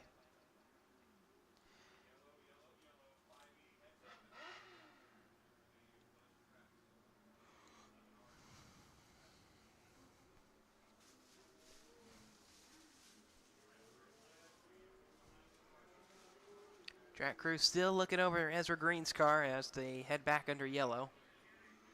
The 11R did need a little bit of assistance getting refired as well, Jace Petty.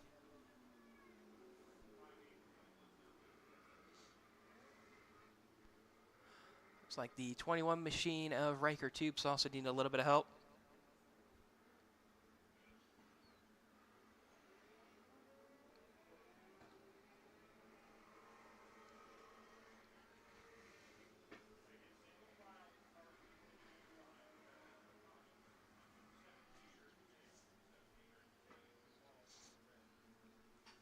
Ezra Green's car back rolling on the bottom of the racetrack, seeing if that car will continue.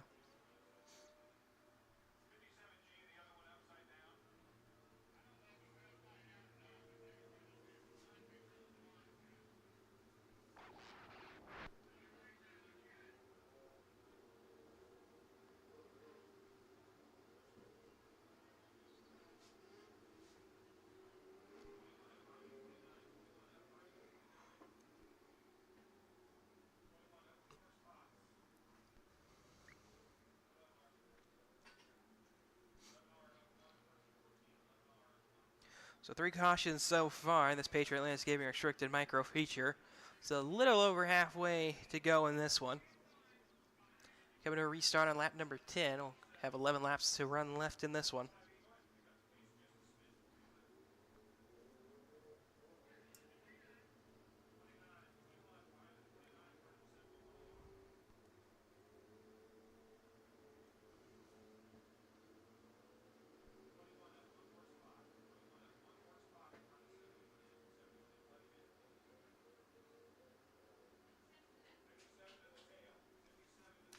Race control, making sure everybody's getting back into their restarting position.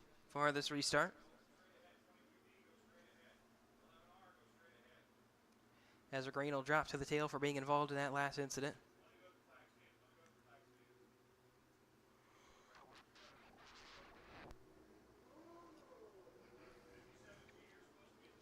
One to go signal given for Landon Miner, Hudson Andrews, but Mason Vincent, Zane Smith now the top 5 on this restart. Eli Holden most likely going to bring it back to the top of the racetrack just like he did on the previous restart. He'll find that restart cone, takes the dive at it, Green's back out on the Patriot Landscaping Restricted Micro Feature. Back into turn 1 they go. Much better restart for Eli Holden this time, as the advantage for him a little bit further than it was on the last one.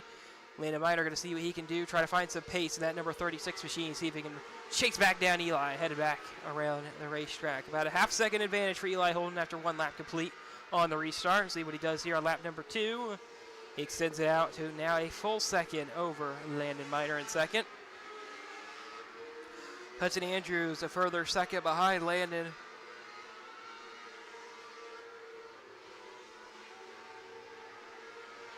Single file is the field. Gavin Burge gets to the inside of Riker Tubes for the top 10 position. Gavin Burge still on that inside, trying to make his way inside the top 10. Lydia May underneath Forrest Holder for the 7th spot. Excuse me, this will be for the 8th spot. As they're 3 wide, going to be 3 wide as the leader takes them 3 down on the bottom. Put 2 cars between himself and Landon Miner, who gets really sideways off turn number 2 there. Almost lost the rear end of that car as Landon Miner. Now the gap for Eli Holden out to 2 seconds. Coming around to 3 to go for that 5E machine. Just has to work through a little bit more lap traffic. He's got a lot of room. Landon Miner still has to work through 1. Landon Miner gets hit by Ezra Green down into turns 3 and 4. That allows Hudson Andrews up to him. 2 to go this time for Eli Holden back into 1. He doesn't know the gap he has, but it's huge now. 4 seconds the gap between first and second as Eli Holden rolls off at turn number 4 to collect the white flag. Eli Holden back into turns 1 and 2 for the final time. Got to work around 1 more car. Looks to the inside of the 21 of Riker Toots, but checkered flags flying for Eli Holden, taking the Patriot Landscaping Restricted Micro Feature win on night 2 of the Halloween Clash here at Coles County Speedway, presented by Express Employment Professionals. Landon Miner finishes 5.5 seconds back in second. Hudson Andrews third. Mason Vincent fourth. Colette DeCiro rounding out the top 5. Then Zane Smith. Ashton Glazer, Lydia May, Gavin Burge, Forrest Holder inside the top 10. Riker Toops, Jace Petty, Ezra Green, Dalton Clary, Emerson Kisner will be the remaining running cars. And Tanner Triplett, Mackenzie Dowler, Wyatt Mortz, the non-finishers out of this one. So Eli Holden going to head up over the scales.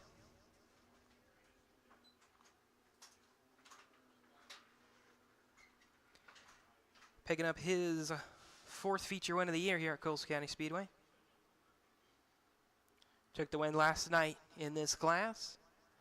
So for the 2nd time this week, he'll make his way into victory lane. We'll be joined by Kevin down in victory lane.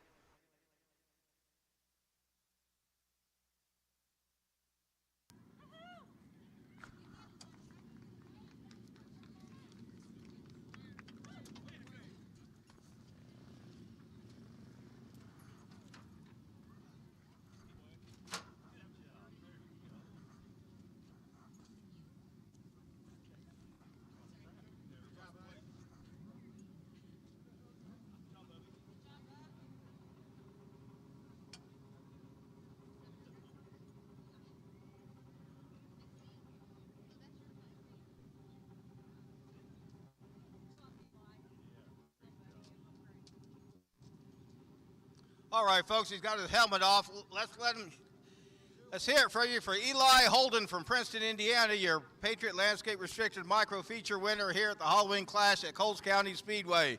Brought to you by Express Employment Professionals. Eli, I don't know what else to say to you, but you were fast. Yeah, I came out here. It's Friday, just kind of testing stuff out for the shootout. This probably will be our last race before the shootout, so we wanted to come out here and just test. And I was a rocket ship all night, and last night we were good in the restrictor, but tight in the junior. So hopefully I start third in the junior, and hopefully I can be back out in victory lane in the junior.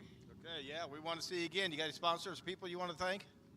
Yeah, Vonti Windows and Doors, Digmore Excavating, Jerry Petty, Petty Performance Racing, A&N Transport, Mountain Packer Sugarlums, Tim Engler, Independence Contracting, Engler Machine and Tool, Full Metal Armory, Varnado Construction, my mom, my dad, my sister, Mickey Bullock,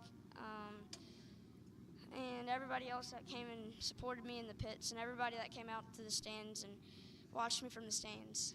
All right, well, you got your big check, you got your win. I got one more thing for you here, buddy.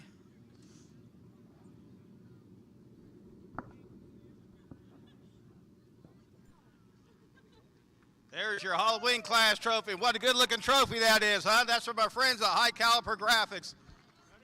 Those are simply wonderful. A little dusty, but they are nice.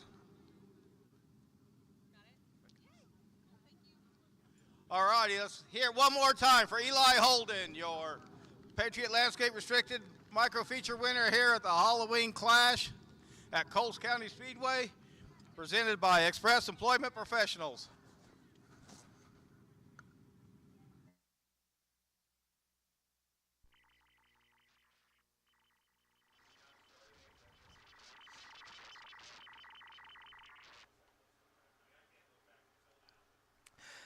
Coming up next, going to be the Division 1 Composite Non-Wing Micros, 24 entries for 20 laps tonight. Starting on the poles is going to be Parker Leak out of Warsaw, Indiana in the 96. Alongside him, Mason Hannigan from Pittsboro, Indiana in the 71H. Seth Buell out of Charleston, Illinois in the 1X starts third, with Cole Tinsley from Bonnetary, Missouri in the 61 starting in fourth. Noah Bartley in the 7F out of Hammond, Illinois starts fifth. Daniel Robinson out of Benton, Illinois starting in sixth in the 10 car. Aiden Linegain in the 18 starts 7th out of Coal Valley, Illinois. Wyatt Walters out of Ashmore, Illinois in the 4 starts in 8th. Larry Drake in the 24 tonight out of Terre Haute, Indiana starts 9th, with Hank Soares out of Overland Park, Kansas in the 22 rounding out the top 10. Clay Frederick from St. Joseph, Illinois in the 47C starts 11th, with Matt LaFoon out of Sheldon, Illinois in the 27 starting in 12th. Trey Erdman from Coal Valley, Illinois in the 69T starts 13th, with Dawson Wright from Terre Haute, Indiana starting alongside him in 14th in the 12. Connor Krikorin out of Logansport, Indiana in the 23 starts 15th, with Tyler Lipton out of Clarkston, Michigan in the 4L starting in 16th. Trevor Gash out of Louisburg, North Carolina in 16T starts 17th, with Cameron Romack out of Ashmore, Illinois in the 4R starting in 18th. Carter Whaley out of Danville, Indiana in the 07C starts 19th, with Dennis Kokorin out of Logansport, Indiana in the 22DC rounding out the top 20. Aiden Hodgkins, out of Williamsport, Indiana in the 14 starts 21st, with Steve Finn from Collinsville, Illinois in the 18F starting in 22nd. Danny Hayes in the 211 starts 23rd, with Johnny Burge out of Anderson, Indiana in the J5, rounding out the field in the 24th and final starting position in the Division 1 Composite Non-Wing Micros Coles County Halloween Clash, presented by Express Employment Professionals.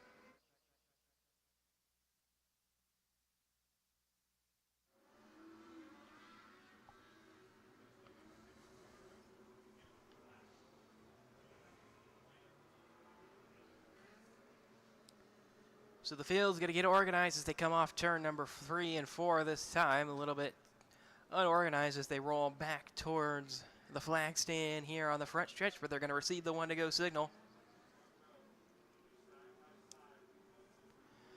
And the pace vehicle by Express Employment Professionals going to take the hard left-hand turn off of turn number 2.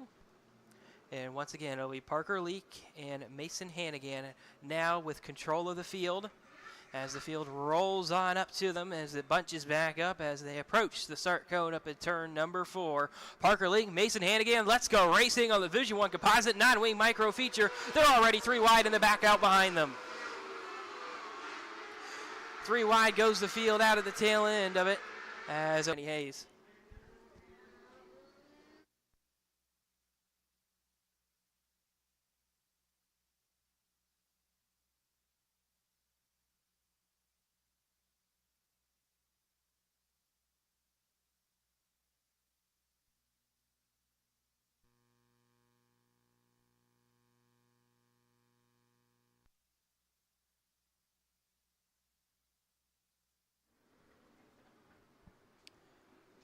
So a couple cars going to be out of it at the end of this rank on a lap, at the completion of lap number 1.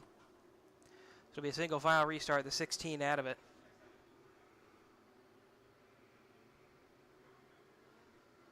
Trevor Gash going to roll through the infield and off the racetrack, along with the 211 of Danny Hayes, also out of this one.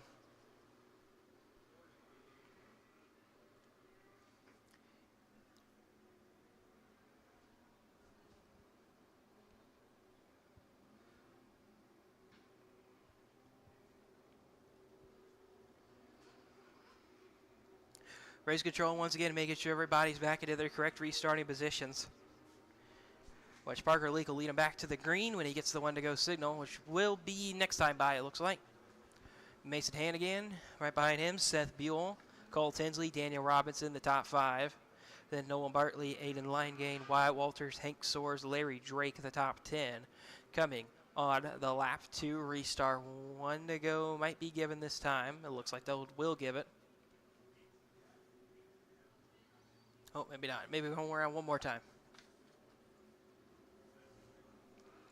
To make sure everybody gets picked up on the transponder side. A caution came out before. I think a couple of them did take it.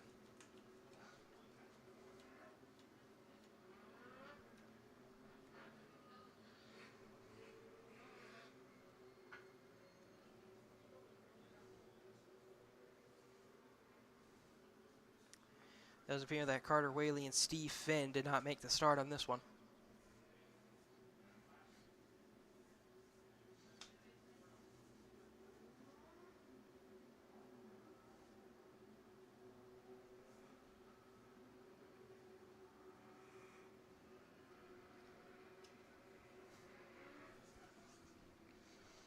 Still just a couple more laps to go around.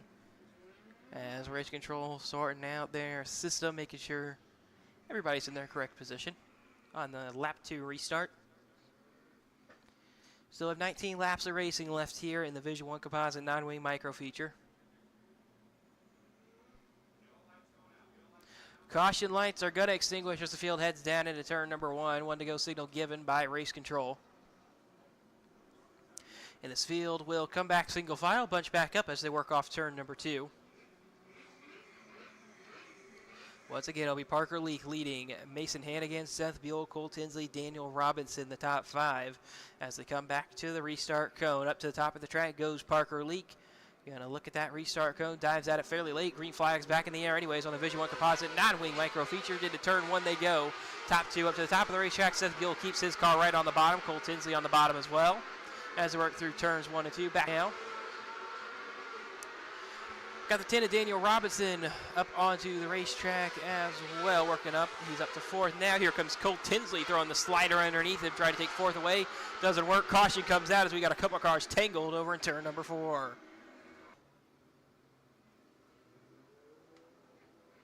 Be Dennis Kokorin.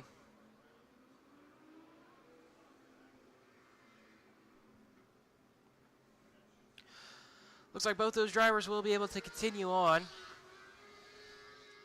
As on the coming restart, once again, going to be the 96 machine. Parker Lee going to be leading them back to green.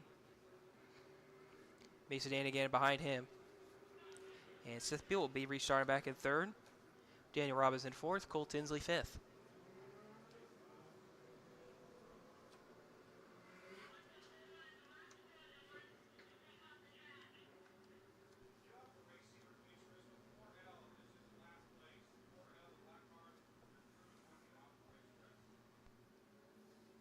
It sounds like his transponder not picking up anything. So he's going to pull it down. His night's over. And that 4L machine. 1 to go has been issued, though, by race control. Once again, it will be Parker Leak leading the field back to the restart cone with 17 laps to go in the Vision 1 Composite 9-wing micro feature. He stays on the bottom of the racetrack this time down to turn number 4. Green flags back start. The rest of the field keeps themselves relatively organized as they work through turns 1 and 2. Same story down there on 3 and 4. They'll complete lap number 4. Leak now in front of Mason Hannigan by a couple car lengths as Mike Hannigan will get a little bit sideways off turn number 4, loses another 10th. at the completion of lap number 5. The rest of the field fading a little bit further back as Seth Buell and Daniel Robinson were battling it out at the time of caution. It'll be the 23 with a spin down at turn number 4 this time, it looks like. Be Connor Kerkoren.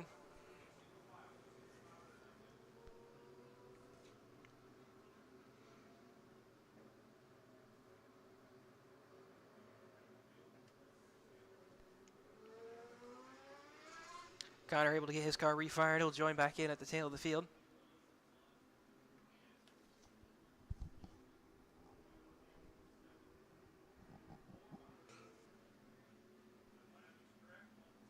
One to go signal being given as they roll off turn number 4. Caution lights will extinguish as they head into 1.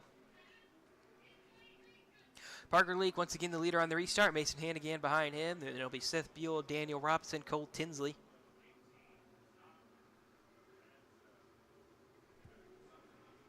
And it sounds like they're going to wave it off. Race control's asking a couple cars to take a stop real quick.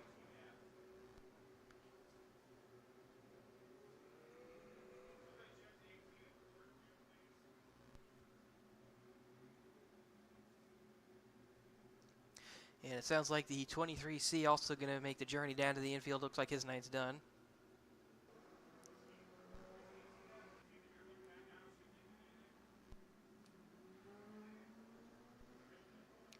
Track crew now looking over Aiden Linegain's car. So he's going to go on around Nolan Bartley and reclaim his 6th place starting restart.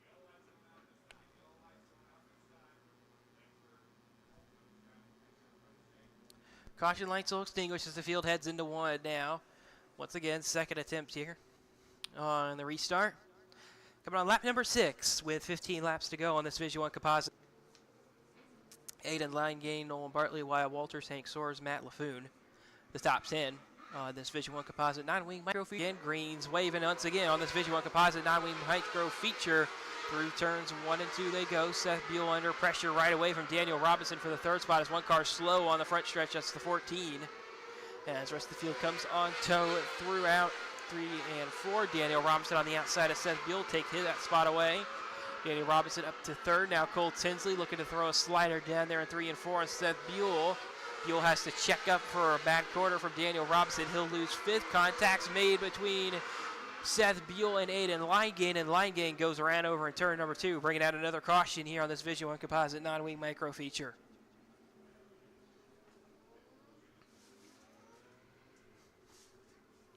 Six laps complete on this one. Only got one official green flag lap in on that restart.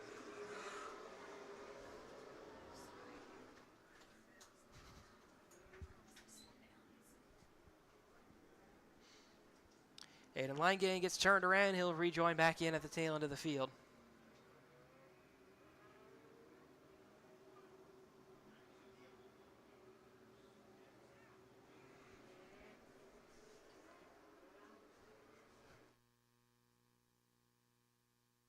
Caution lights getting extinguished for the field as they come off turn number 4 this time. 1 to go being given.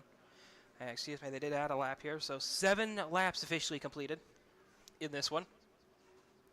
Still 13 to go on this Division 1 composite 9-wing micro feature.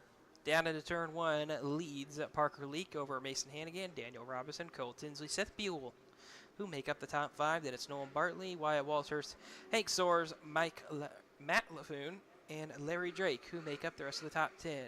Now that 96 of Parker Leak down towards the bottom of the racetrack makes a secondary move up to the top. Green flags back in the air on the Division 1 composite 9-wing micro feature. Through turn 1 they go, staying single file throughout the top 4. One car ducks out of line. That's Seth Buell looking to the inside in the 5th spot. Noel Bartley taking a charge around the outside. Seth Buell can't make any momentum really work so far. Going to need a couple more laps for that number 7F machine. Seth Buell holds on to that 5th spot for now. Still under a blanket, it's the top 5 as Daniel Robinson starting to work his way forward. Looking on 2nd now, Mason Hannigan down on the bottom. Cole Tinsley in tow up on top though, seeing if they can get on by. Trouble is a brewing up in front. Daniel Robinson's going to get on by Mason Hannigan as Hannigan gets too hot into 3 halfway. Still on the top. Turning lap time about a 10th faster. 3 tenths faster that time than Daniel Robinson. Gaps almost out to a 2nd. That number 96 machine of Parker Leak well out of front. Nolan Bartley moves up into the top 5 at the timing line that last time by. He'll be clear easily this time. A lot of battles throughout the field. You can really look anywhere you want. On the racetrack, you'll see a battle anywhere. Just Daniel Robinson, lap time starting to come back in on that number 10 machine as he moves up to the top of the racetrack. Question is, will lap traffic be a factor? It'll be close if they get there. 7 to go, now 6 to go on this Vision 1 Composite non-wing micro feature. The lap traffic on the bottom of the racetrack as caution's going to come up at turn number 2 for a car slow up at the top. That's the 22 machine, it looks like. And that is Hank Soares. Tough break for him, was running 6th. Wasn't really battling with anybody. He was 2 tenths behind Nolan Bartley and 3 tenths separated him from Seth Buell. Wondering if something broke on that number 22 machine for Hank.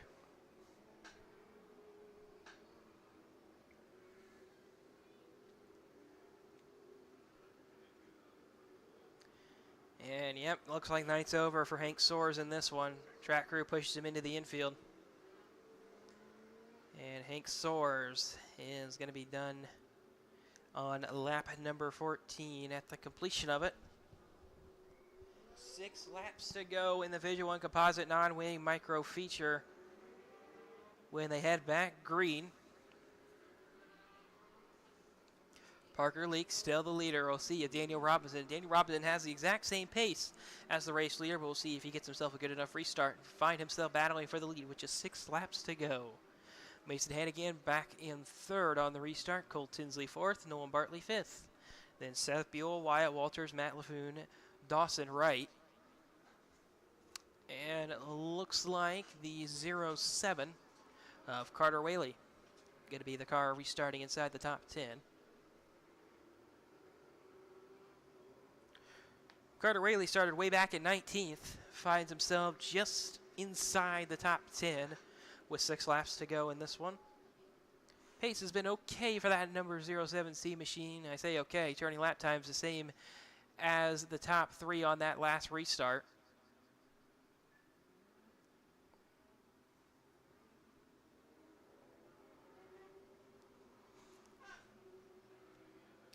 Track crews working them all back into their correct restarting position.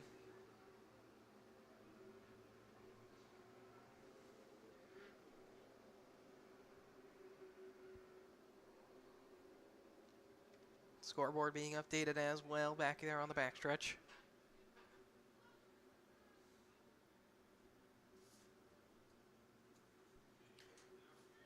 Race Control has signaled they're good. They want the 1 to go signal. They're going to give it to them as they head off into turn number 1. Once again, Parker Leak the leader. We'll see if Daniel Robinson's got anything for him. Daniel Robinson started way back in 6th. Well, way back, that's not that far back, only 2 rows back of the leader.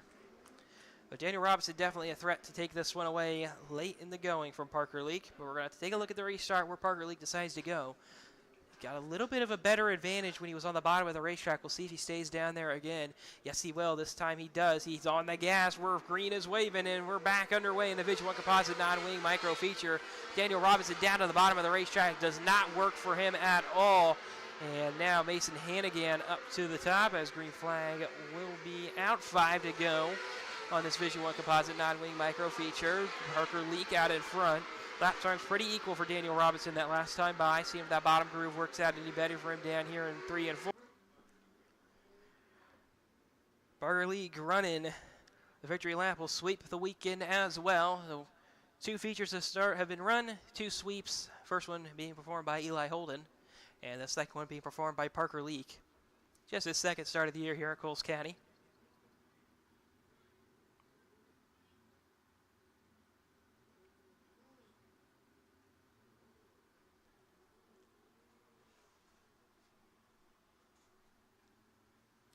So Parker Leak going to head up over the scales, improves that average finishing position on the year once again, well, over the last 3 years. Since 2021, this will be his 5th start, his 3rd win over the past 4 years. And he pulls into the victory lane for the 2nd time this weekend, where once again he'll be joined by Kevin down to victory lane.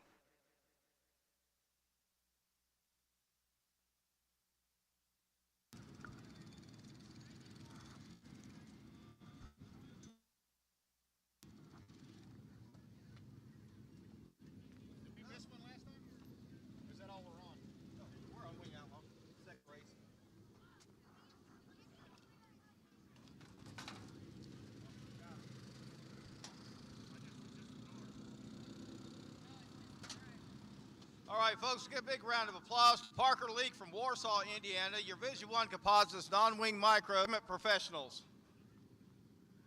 I've got your check here for you too, Parker. Set that right here for you. There you go. All right, Parker. Took the lead right off the bat, never looked back. What can you tell me about your run tonight? Yeah, yesterday the car was real good. Made a few adjustments, and car was real good tonight.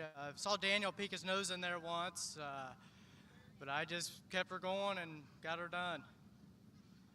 Look fast. The driver looked comfortable. How was the track tonight? Track was real good. Kind of wish it built a curb, but other than that, it was real good. Excellent. You got any sponsors? Anybody you'd like to thank? Yeah, I'd like to thank Tom and Patricia Spitznagel. I wouldn't be here without their opportunity. CSI Shocks, Ritual Tattoo Club, the fans. All right, you got your check here, and you got your beautiful trophy here by our friends from High Caliber Graphics. So let me hear it one more time, everybody, for Parker Leak, your Vision 1 Composite non-wing micro feature winner here at the Halloween Clash at Cole County Speedway, presented to you by Express Employment Professionals.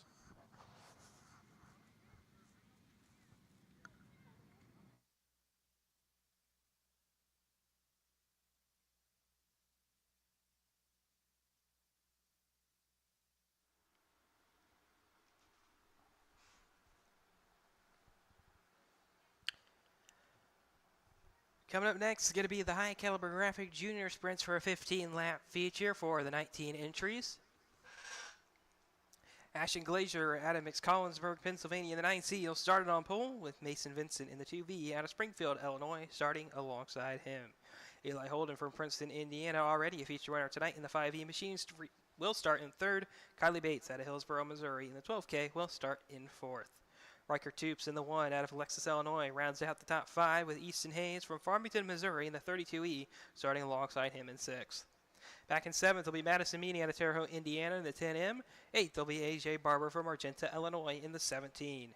AJ Williams out of Harristown, Illinois in the 88A starts 9th, and rounding out the top 10 will be Gentry Shelton from Benton, Illinois in the 99. 11th will be the 1Z of Xander LaRose out of Festus, Missouri. 12th will be the 6 of Cruz Parson out of Park Hills, Missouri. 13th will be Tucker Cohn out of Benton, Kentucky in the 14. 14th will be the 23 of Cason Lynch out of North Vernon, Indiana. Back at 15th will be Brayson Hellman from Greenup, Illinois in the 16. Jasper Hellman in the J16 out of Ashmore, Illinois starts 16th. Rhett Slaughter out of Mitchell, Indiana in the 45 starts 17th, with Colton Vogel from Buffalo, Illinois in the 14B starting in 18th. And Paxton Belchick out of Alton, Illinois in the 1P will round out the High Caliber Graphic Junior Sprint feature field in the 19th starting position.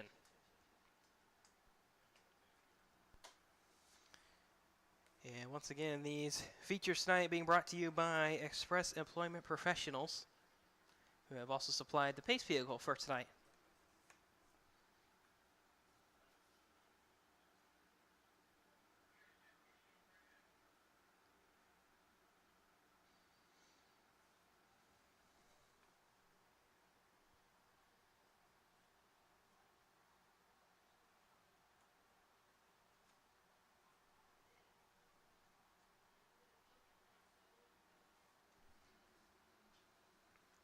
And here they are. And they're going to roll right on up to the pace vehicle up in turn number 2, as they'll get themselves organized as they roll out onto the racetrack.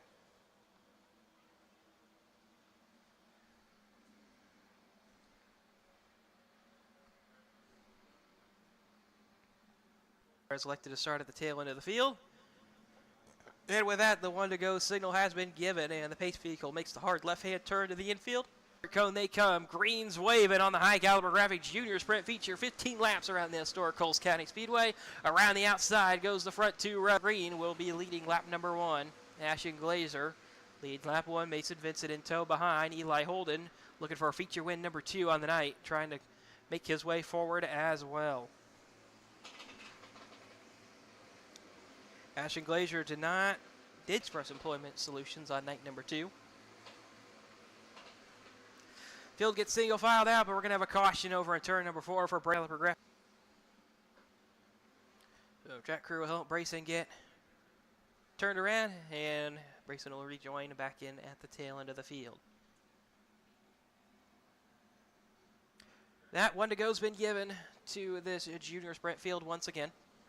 And then A.J. Williams, Kylie Bates, Easton Hayes, Gentry Shelton, A.J. Barber, the top 10. Ashton Glazier down to the bottom of the racetrack, right around the five. Out into turn number 1, the top 5 stay in line, top 6 stay in line as they all bunch back up off of turn number 2. Madison Meany trying Friday and Saturday nights here in the Halloween Clash at Coles. Coming not halfway this time, 10 to go on this high caliber graphic junior sprint feature. A little bit of contact further back in the pack, but no harm, no foul. We'll stay green. Still the same top 3. Yeah, on the berm, that'd be the 99 of Gentry Shelton. Did say the 17 of A.J. Barber was involved. Everybody able to get refired. Nobody going to be out of this one after the lap 5 caution.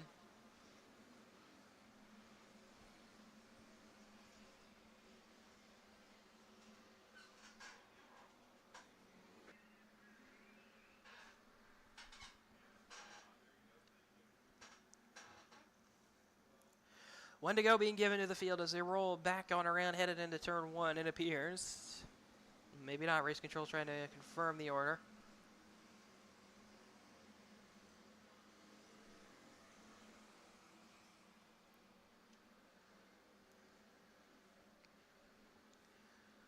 Race control working through. There was a bunch of cars involved in that last caution. Most of them headed, of course, to the tail. Yeah, with that one to go given to the field as they roll back into turn number 1. Still 10 laps left to this high caliber graphic junior sprint feature. 5 down, 10 to go. Once again, Ashton Glazier, Mason Vincent, Eli Holden, the top 3 on this restart. Back into the restart cone they come. Greens waving on the high caliber graphic junior sprint feature. Back into turn 1 they go. Top 6 single file tight as they come off turn number 2. Eli Holden gets to the inside of Mason Vincent. Going to make that move stick down here in turns 3 and 4.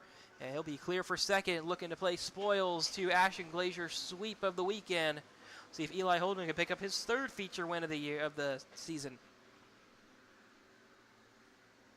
Back through much horsepower to the engine of that number 5E machine.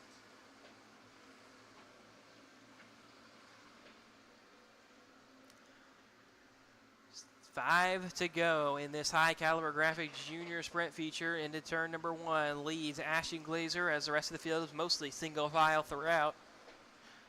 He's got about a couple of a tenths advantage here, half a second. That gets narrowed significantly after a bad 3 and 4 from Ashton Glazier. Now the gap just down to 3 tenths as they come to 3 to go this time. Eli Holden going to maybe have one shot to try to take this feature win away and prevent the 3rd straight sweep of the weekend. Ashton Glazier back out in control. Now coming to 2 to go this time is the 9C. The gap at the line does not narrow at all. Well, in fact, it actually expanded out just a little bit after 3 tenths. Coming to the white flag this time is the 9C of Ashton Glazier. It's going to be a 2-horse race coming back on the last lap. Down into turn 1, Eli Holden's got to make a huge move down here. Car slides on the corner entry. He's going to lose a ton of ground, and it's not going to be enough for Eli Holden. It looks like as Riker Tubes has an issue on the last lap. Checkered flags flying for Ashton Glazier, taking the high caliber graphic junior sprint Halloween Clash Night 2 victory. And he'll sweep the weekend and be the 3rd straight driver to Ashton Glazier, though, wins. Meeting 6th, Kylie Bates 7th, Kason Lynch 8th, Easton Hayes 9th, Xander LaRose 10th, Jasper Hellman 11th, A.J. Barber 12th, Riker Toops 13th, Gentry Shelton 14th, Paxton Bilchick 15th, Tucker Cone 16th, Rhett Slaughter 17th, Brayson Hellman, Colton Vogel, the 2 non-finishers. And just like the other 2 feature winners tonight, for the 2nd time this weekend, Ashton Glazier will bring that number 9C into Coles County Speedway victory lane for the final time this year in 2024, where he'll be joined by our victory lane reporter, Kevin.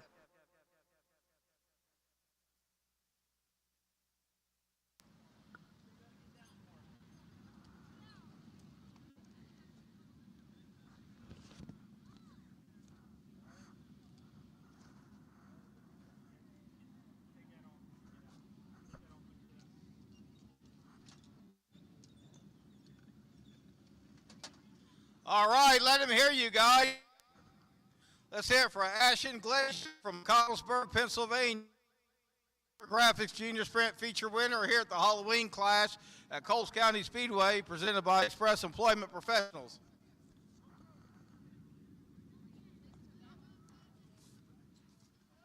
Ashton, you got your trophy. Got you a check here for $400. Step on over here. Good race, Ashton. You look fast, you look smooth. I don't know if you knew it or not, but you about the last 5 laps or so, you had Eli Holden right behind you, but how were you able to hold him off?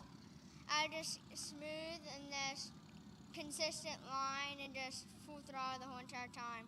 All right, you were smooth out there and you were fast. So anything else, anything eventful offer in the race for you, or all good? All good. All good. You got sponsors? Anybody you want to thank? Carver Racing, Mike Carver, Corey, my dad, my family, and God. All right, very good. Good job, buddy.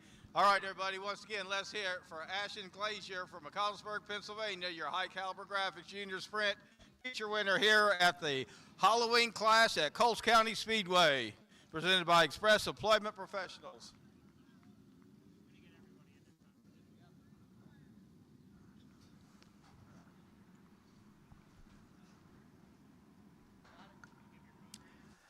And coming up next, going to be the Strong Elevator A-Class Wing 20-lap feature with 23 entries to battle it out. Noah Mell out of Farland, Indiana, in the 95M will start it on pole with Hank Soares from Overland Park, Kansas, in the 22H starting alongside him. Row 2 inside will be Tyler Lupton out of Clarkston, Michigan in the 4, and starting in 4th will be Trevor Gash out of Lewisburg, North Carolina in the 16T. Larry Drake in the 97D out of Terre Haute, Indiana rounds out the top 5 with Dawson Hamdorf out of Loudon, Iowa, in the 28H, starting in 6th. River Cone out of Benton, Kentucky in the 14 will start 7th with Harrison Robart out of Darting Prairie, Missouri, and the 11R starting in 8th. Drake Stanley out of Alexis, Illinois in the 359 starts 9th with Tyler Taylor out of Danville, Illinois in the 88T starting in 10th. J.J. Williams out of Harristown, Illinois in the 8J starts 11th with Blaine Mayberry from Benton, Illinois in the 46 starting in 12th. Cameron Chamness out of Marion, Arkansas starts 5th. Starting 14th will be Cannon Posey out of Pittsburgh, Indiana in the 7S. Starting 15th will be Liam Morin out of Highland, Illinois in the 22L with Dawson Wright from Terre Haute, Indiana in the 12th, starting in 16th. Colette DeCiro out of Liston, Indiana in the 1K starts 17th with Tanner Triplett out of Lincoln, Illinois in the 22, starting in 18th. Audra Cowden for Terre Haute, Indiana in the 07C starts 19th with Brian Martinelli out of Bloomsdale, Missouri in the 4X, rounding out the top 20. Mackenzie Meady from Terre Haute, Indiana in the 10M starts 21st with Cameron Jacobs out of Chatham, Illinois in the 55J starting in 22nd. And then rounding out the field in the 23rd and final starting position will be Noah Britton out of Benton, Illinois in the 16. Once again, your Strong Elevator A-Class Wing feature, night number 2 of the Halloween Clash at Coles County Speedway, presented by Express Employment Professionals. And out onto the track they come for a 20-lap feature. A lot of really good race cars in this one we've seen all night long. Tyler Lupton likes that outside groove. Larry Drake likes it as well. We'll see what that 97D machine could do. Noah Mell, of course, fast as always here at Coles County Speedway, along with Hank Soares. Hasn't made very many starts here at Coles County, but it's definitely figuring out this place very quickly in that number 22 machine. Results just not really showing. Last night in this class finished 19th when, well, I say finished 19th. He started 19th, or finished 19th, and did not complete the race with a DNF in that number 22H machine. Finished 6th in the Division 1 Composite non-wing micros last night in that 22. Is Hank Soares. So he's figured out this track pretty quickly. We'll see what he can do in this 20-lap feature for the Strong Elevator A-Class Wing feature.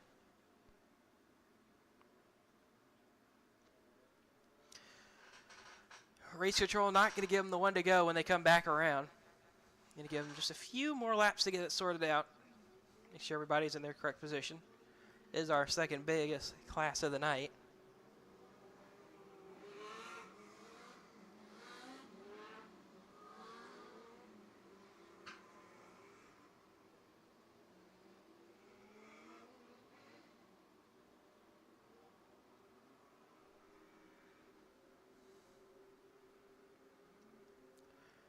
Race control is still working through the order. We're going to give them a couple more laps, or we send them green on this one.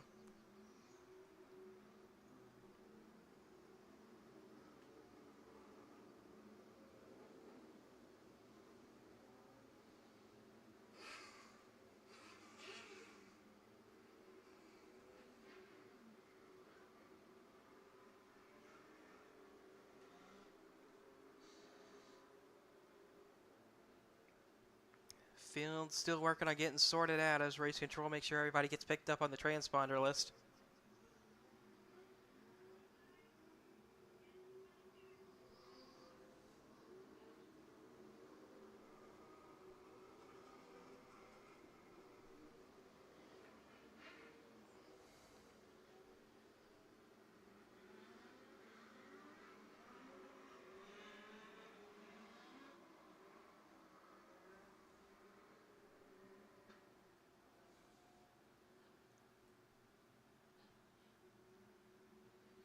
The issue might be behind the Drake Standalone car as not being picked up by the transponders as he is in the 10 car, typically in the non-wing class, Daniel Robinson's car. Just put his own wing on it.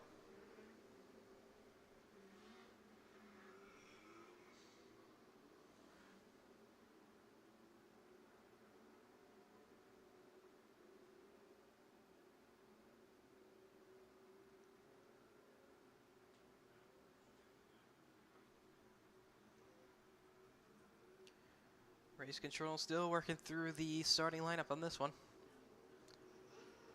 We do apologize for this delay. We just want to make sure everybody gets the fair opportunity at this event. And here we go. Caution lights have extinguished for the strong elevator A-class wing feature. It'll be Noah Mell and Hank Soares leading them down to the start cone up in turn number 4.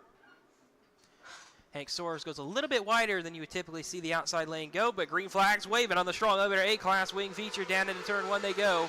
They're already 3 wide for the back of the pack. Noah Mell out in front of the field as they come around back into turns 3 and 4. Sliders being thrown by Hank Soares.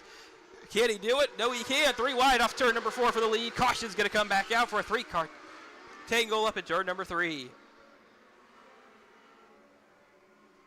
And it looks like race control going to step back the lap, and we are going to head back for a full race restart. You can see Tanner Shortblood, Cameron Jacobs, 2 of those cars involved, as well as River Cone.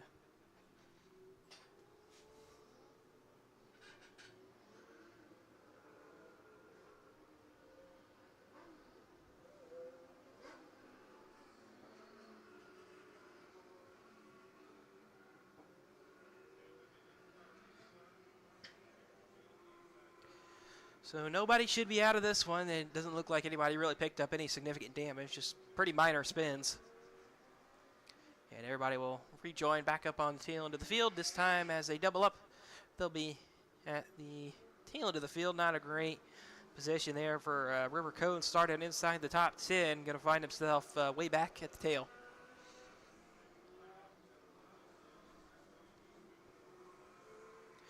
River Cone would have started at 10th, going to instead on this second attempt at a start, going to be starting way back in 23rd.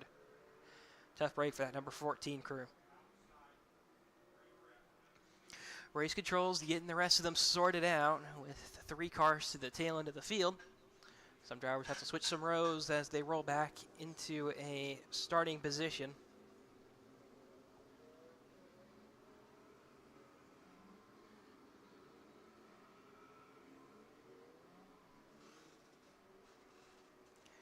Just like the original start attempt, this will take a little bit of time to get them sorted back out into double file.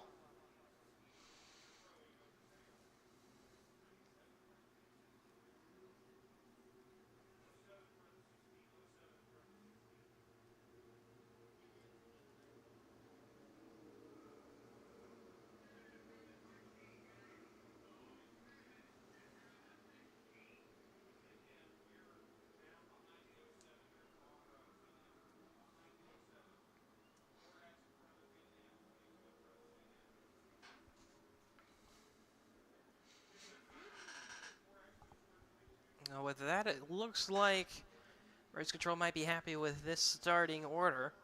I believe this is how they're going to send them green. And yep, 1 to go, signal given as they roll off turn number 4. Caution lights are off as they pass the flag stand.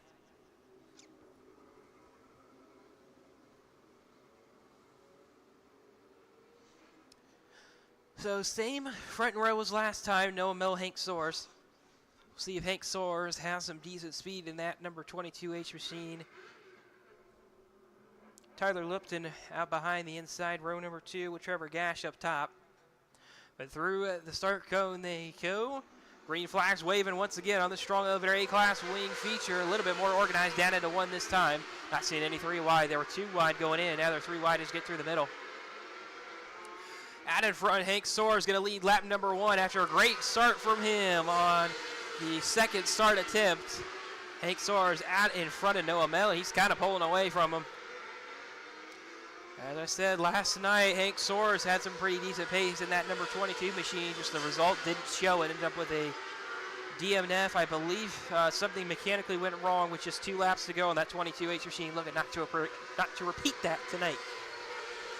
3 wide through the tail end of the field as everybody's trying to break inside the top 15 or top 10, regardless of wherever they are. Everybody's fighting for position throughout the field. Top 6 pretty much single file up on the top of the racetrack as Hank Soares now pulls to about 1.5 seconds over Noah Mel in second.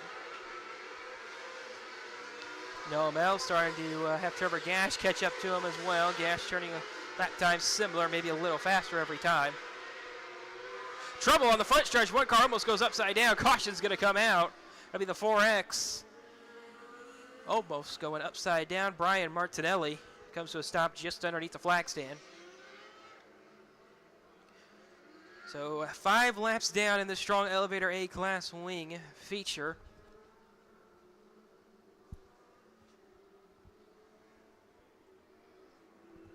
And Brian Martinelli's car, a little bit of damage on that one.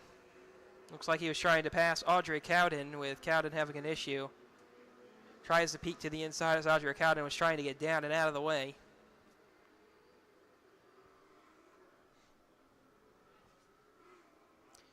In the meantime, Audrey Cowden has pulled off the track. Her night is done.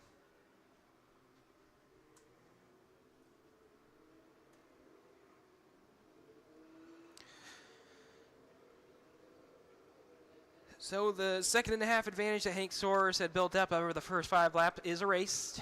And Noah Mel can have a shot at him coming on the restart. Lap time's not there, though, for Noah Mel. Fastest lap of the race being put in by that 22H machine. Back on lap number 2, it was a 10.8. Nobody else breaking into the 10-second range just yet. Noah Mel, the car in second fastest car on the track by single lap time, 11.1. Hank Soares, without a doubt, the fastest car out there at the moment as they head back towards the restart cone as Hank Soares, Noah Mel, Trevor Gash, the top 3, then Tyler Lipton and Dawson Hamdorf, the top 5. Up to the top of the racetrack goes Hank Soares. Dives at the restart cone. We're racing again here on the strong elevator A-class wing feature. Into turn 1 they go. Single file, Tyler Lipton. It's just almost a little piece of Trevor Gash's right rear tire as Lipton got up there a little bit too high. Same with Trevor Gash. Trouble somewhere on the racetrack over in turn number 2. Caution's going to come right back out. Lap not going to be completed. This time going to be the 14 machine going around up in turn number 2. Be River Cone. Going for a spin. His second incident of this race. He'll catch on back up to the tail end of the field. 1 to go, signals being given. Hank Soares, Noah Mel, Trevor Gash, Tyler Lipton, Dawson Hamdorf. Once again, the top 5. J.J. Williams had just moved up to 9th before the caution. And it looks like Race Control has asked them to wave this one off. They want to give them 1 to go as they believe they were in the right order. But nope, going to go around one more time. Everybody's in the correct position now. And a 1 to go has been given.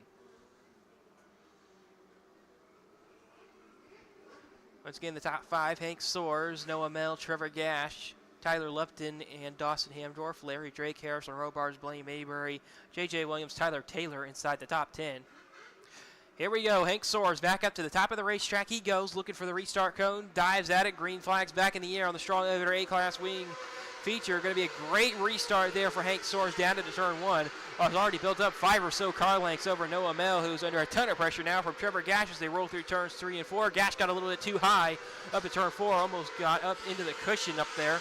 Slows that car down a ton. He'll drop back a spot into 4th as the 4th car, Tyler Lipton, goes on by for 3rd. Drake Standaland way up at the top of the fence up at turn number 4, catches the outside wall, keeps it headed in the right direction. We stay green. Did lose a spot to Cannon Posey. Posey pinches him up towards the outside wall. Drake Standaland just inside the top 12, was running 12th at the line last time. Drops way back to 13th. Cannon Posey goes on by him. Blue flags being shown to the tail end of the field as Hank Soares is already to him. Less than 5 laps in. They're 3 wide and back in the tail end of the field. They're really battles everywhere out on the racetrack. If you're here at the track, you see anywhere, like I said before, anywhere you want to look on the racetrack, somebody side by side with somebody. Out in front, an engine has exploded for the 359 for Drake Standaland off at turn number 2. And for the second time in 2 weeks, we've seen an engine grenade here at Coles County Speedway. Drake Standaland staying in that machine, but obviously his season's probably done at this point, so late in the year. And tough break for Drake Standaland and Daniel Robinson. That is Daniel Robinson's chassis.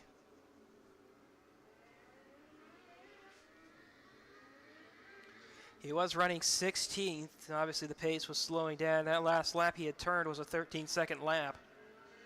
Everybody else in at least the 12-second range. And so the track crew will push off that number 359, Drake Standaland.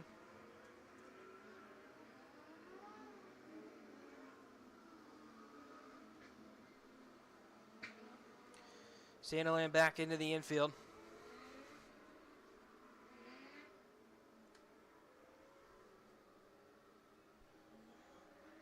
As what's going to be Hank Soares leading the field back to green over Noah Mel. Then Tyler Lupton, Trevor Gash, Larry Drake has worked his way up inside the top 5 just before that caution. So 3 cars out of it by the halfway point. Hank Soares going to bring the field back up to the top of the racetrack looking for the restart cone. Takes the hard left-hand turn at it. Green flags waving on the strong elevator A-class wing feature once again. Tyler Taylor already to the inside. Harrison Robards down to 1. Further back of the field, Dawson Hamdorf has the 46 of Blaine Mayberry alongside him. 10 to go. They're 3 wide. Back for about 6th or so in the field. Blaine Mayberry has advantage for that. J.J. Williams rolling that top side, looking to go around the outside of Blaine Mayberry.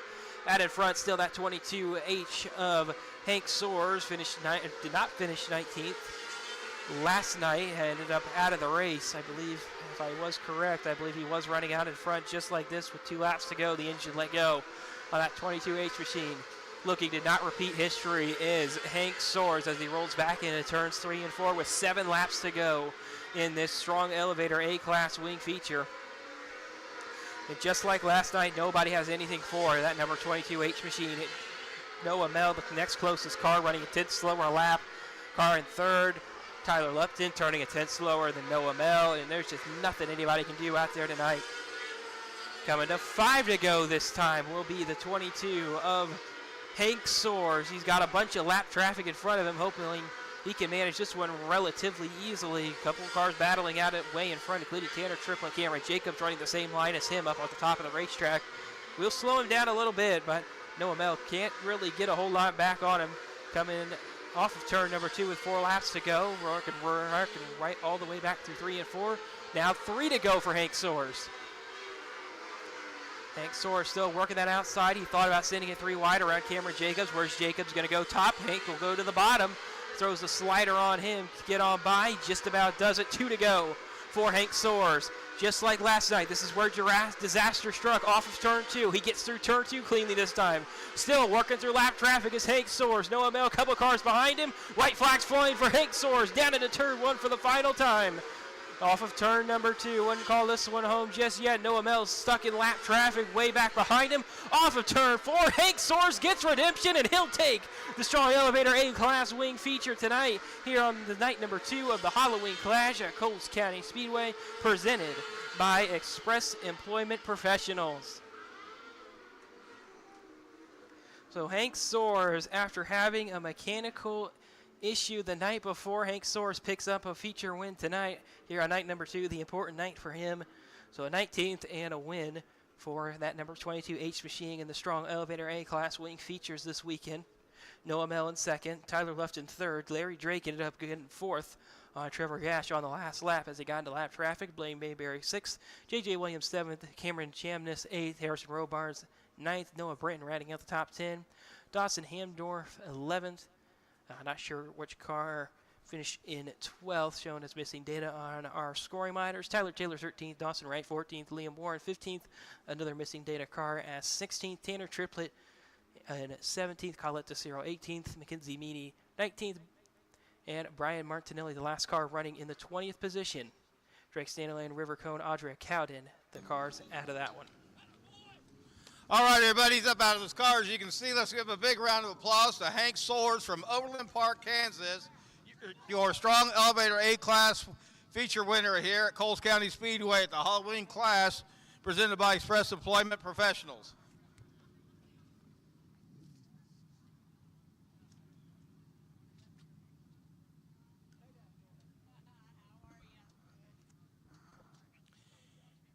He's being presented his trophy now by Brian Rick, owner of Coles County Speedway. Hank, I also have a check here for you. That's your picture opportunity there.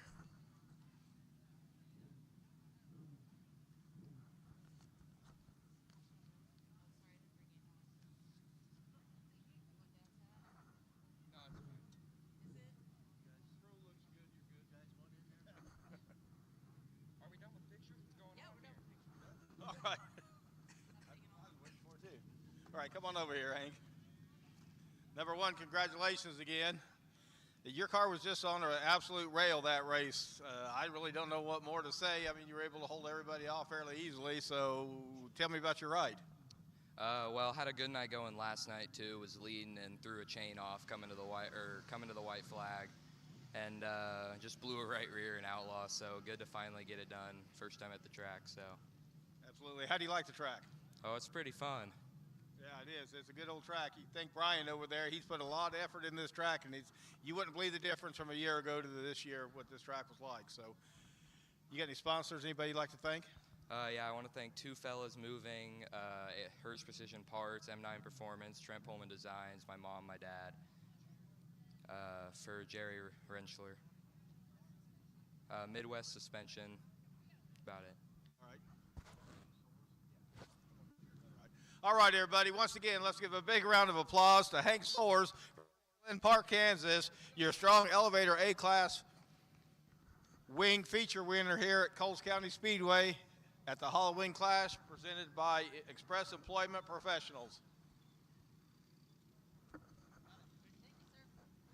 Thank you, guys. Thank you. Good job. Good job.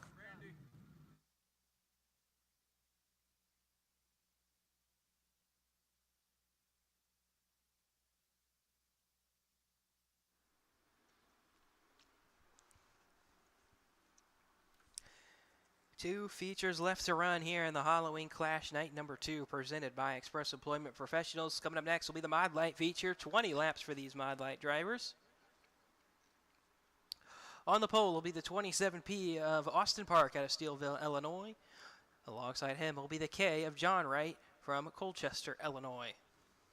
Starting in third will be Brandon McGoughlin out of Bloomington, Indiana. The 14M, Joe Boyle from Kokomo, Indiana. The 65 starts in fourth.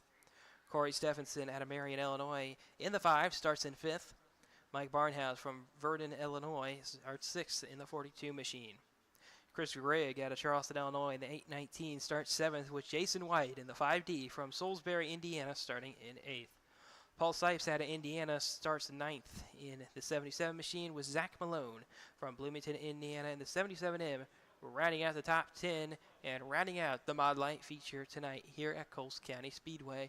Night number 2 with a Halloween Clash presented by Express Employment Professionals.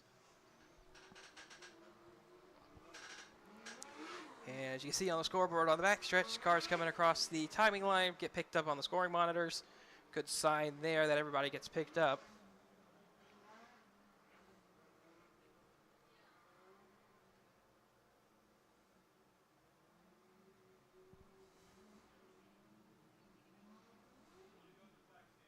One to go given to the field as they come off turn number 4. 20 laps for these mod lights. Once again, Austin Park looking to become the third back-to-back feature winner here at Coles County Speedway tonight over this weekend. Caution lights out for Austin Park and John Wright. Those two guys did battle last night. They're going to do battle again on this mod light feature as they roll to the start cone up in turn number 4. And they're looking for the green. They're going to get it on the mod light feature down into turn 1. The field's mostly single file. John Wright shots the nose shut. One car up into the fence big time. That car's going to come to a stop. That one will just barely stay in the park, but a lot of damage to the top end of the fence.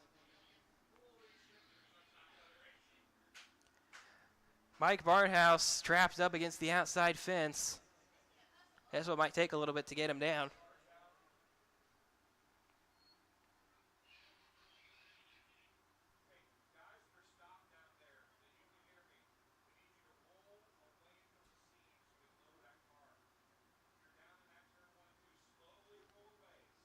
Corey Stephenson also involved in that one.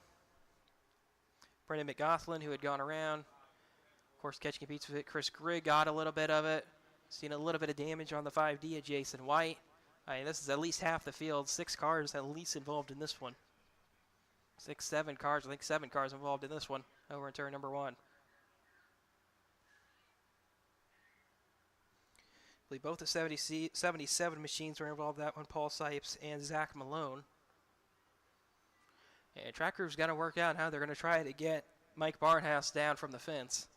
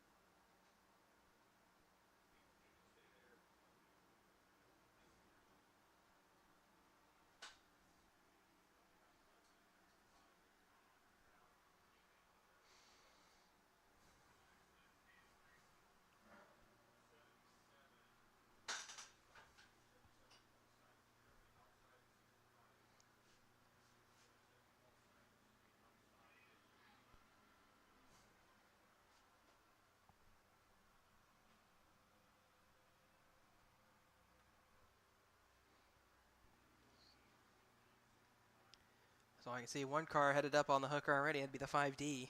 Jason White out of this one.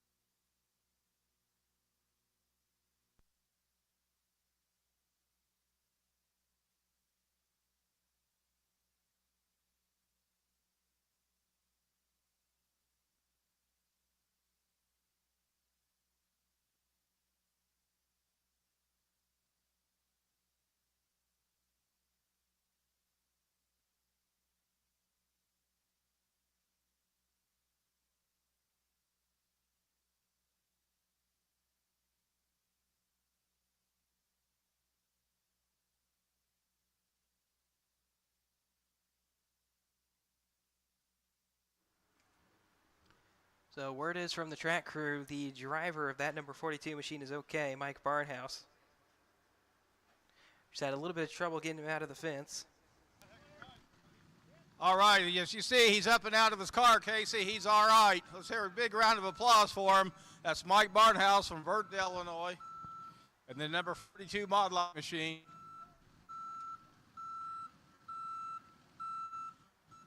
And a great job by the track crew out here, the safety crew out here, getting his car safely off that fence so he can get him out of it.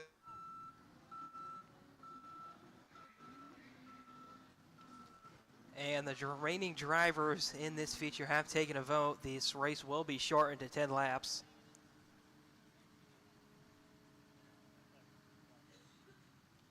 As you can see, simultaneously going on right now, we're doing some fence repair on here.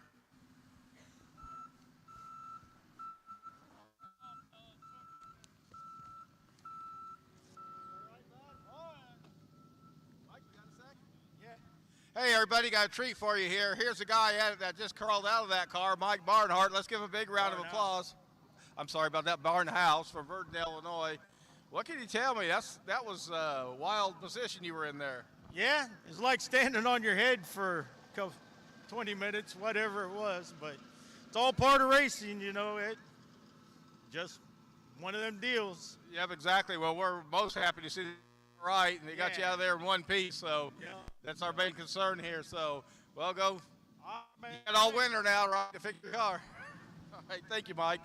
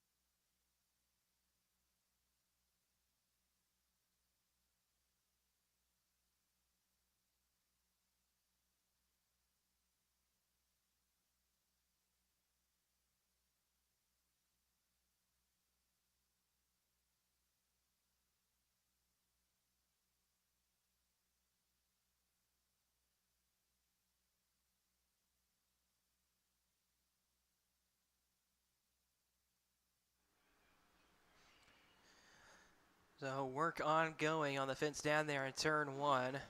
So we can get this Mod Line feature finished. Of course, the drivers did elect to shorten this to 10 laps, as they don't want to risk tearing up their equipment any further than they already have.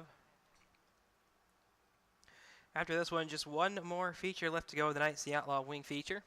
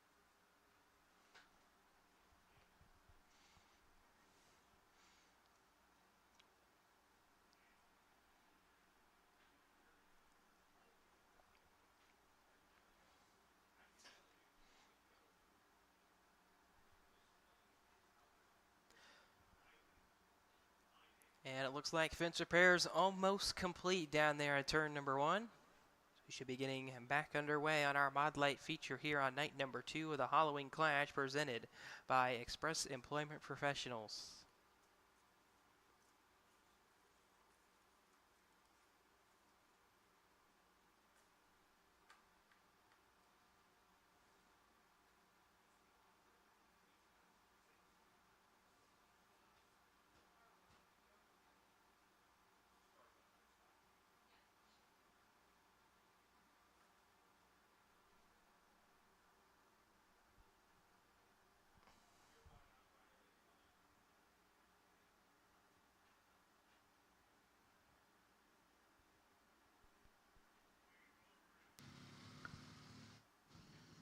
All right, looks like the fence repair is completed. We'll be underway again here in just a few moments.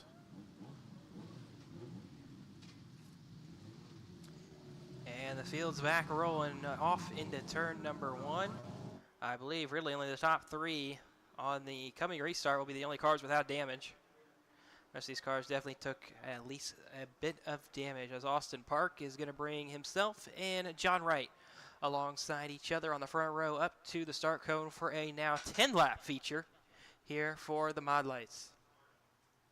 Through the start cone they come, greens waving on the Mod Light feature, down to turn 1, and definitely a lot more organized than the first time through. It will be at 27P, Austin Park out in front, out behind him, John Wright. John Wright's looking to the inside, couldn't quite make a move down there off of turn number 4. 14M picking up a few spots as well, Brennan McGoughlin. Top 2 under a blanket, and the rest of the field starting to get a little bit spread out. About 7/10 separates every car in the field. Brendan McGoughlin to the rear bumper, Joe Boyle for 3rd, off into turn number 3. He'll be looking to the inside, maybe off of turn 2 this time. No, Boyle will park it on the apex once again. 6 to go for race leader Austin Park, looking to go back-to-back after winning the feature last night.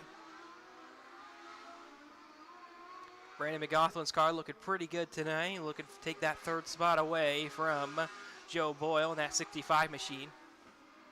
Now he'll try the outside over in turns 1 and 2. He's going to try to get the run off the high side, can't quite get the power down. Sets back in line, back into turn number 3, looking to get the nose under him. He can't quite do it down off of 4. Going to try that outside groove once again, headed back into 1 and 2. Coming off of turn number 4, Austin Parks coming to 3 to go in that number 27P machine with a well over a 1.5-second advantage over John Wright. Still off into turns 1 and 2, side by side, Joe Boyle and Brandon McGoughlin off into turn number 3. McGoughlin on the outside, Boyle on the inside. At the line, going to be McGoughlin ahead with 2 laps to go in that number 14M machine. White flags waving for Austin Park, headed back into turn number 1. He's got a big enough gap that he can pretty much just take it easy right behind this lap traffic. Doesn't need to make a move. Off into turns 3 and 4 goes Austin Park. Checkered flags waving, and Austin Park will sweep the weekend in the Mod Lights on this second night of the Halloween Clash at Coles County Speedway, presented by Express Employment Professionals.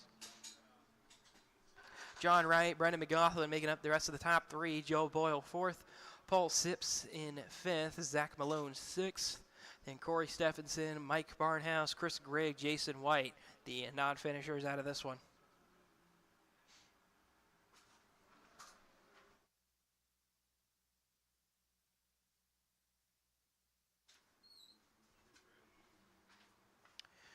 So up over the scales, Austin Park goes. And he'll make a left-hand turn into victory lane for the 2nd time this weekend, becoming the 4th driver, I believe, to sweep the weekend on the Halloween Clash. Once again, he'll be joined in victory lane by our victory lane reporter, Kevin.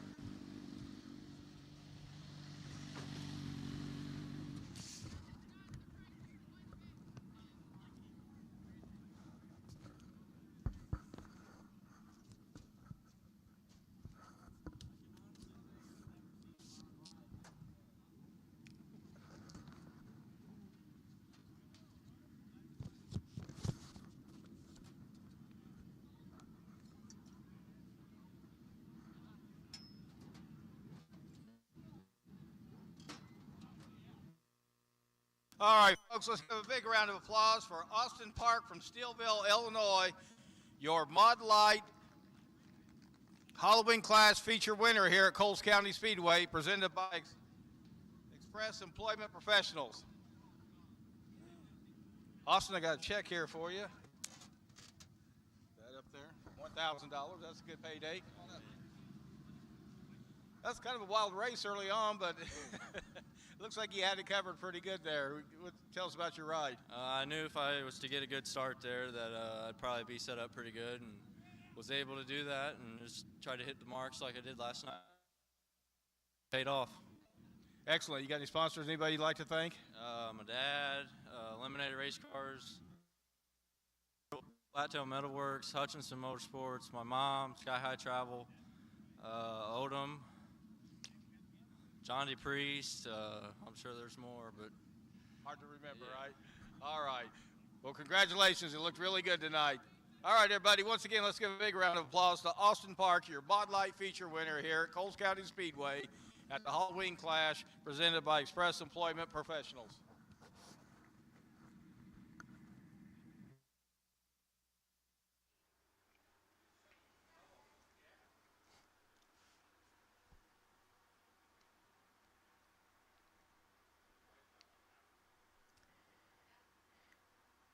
And up next, the last feature race of 2024 for Coles County Speedway. It'll be the K1 Race Gear Outlaw Wings. 16 entries will battle it out for 20 laps, chasing $2,500. Cole Tinsley from Monterey, Missouri in the 61 will start on pole, with Tyler Lipton out of Clarkston, Michigan in the 4 alongside him. Row 2 will be made up of Cameron Campbell out of Coal Valley, Illinois in the 24, and Brianna Worth out of Waterloo, Illinois in the 8W. Sean Robbins from Collinsville, Illinois in the 8 rounds out the top 5, with Jordan Clary out of Edwardsville, Illinois in the 72 starting in 6th. Chad Elliott in the 65E out of Cottage Hills, Illinois starts 7th, with the 85 of Cale Goodwin out of Princeton, Kentucky alongside him in 8th. 9th will be Jevin Feger out of East Peoria, Illinois in the 40, with Billy Lieb out of Hammond, Illinois in the 88 machine rounding out the top 10. Tobias Midkiff from Belleville, Illinois in the 101 will start 11th, with Eric Erdman from Coal Valley, Illinois in the 31E starting in 12th. Aiden Linegain, also from Coal Valley, Illinois, starts 18th, or in the 18 car will start 13th, with Gunnar Schroeder out of Woodlawn, Illinois in the 44 machine starting in 14th.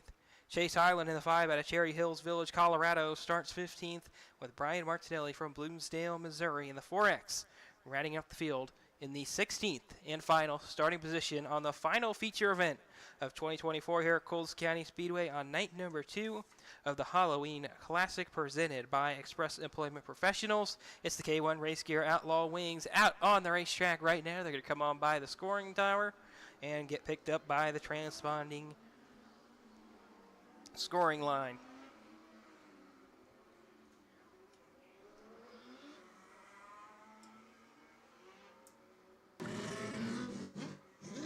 All right, fans, thank you for staying. You're about to be treated to an amazing race here. Once again, we'd like to thank everybody who's come out this year to help support us at Coles County Speedway. This is it, Halloween Clash, last race of the year, your K1 Race Gear Outlaw Wing feature. They drop that green flag, get on your feet, cheer for your favorite driver, let them hear you. Tyler Lufton on the outside front row, going to be looking to sweep the weekend just like many other drivers have done tonight. But Cole Tinsley looking to play spoils to that down on the bottom of that 61 machine. Other drivers looking to play spoils to that going to be Cameron Campbell, Brianna Worth, who's making, I believe, her first start at Coles County Speedway this night.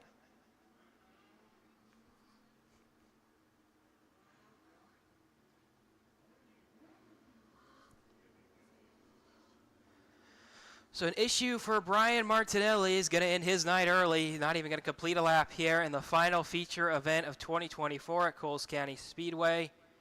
Just tough break for that 4X machine. So the rest of the field will get in line where they can.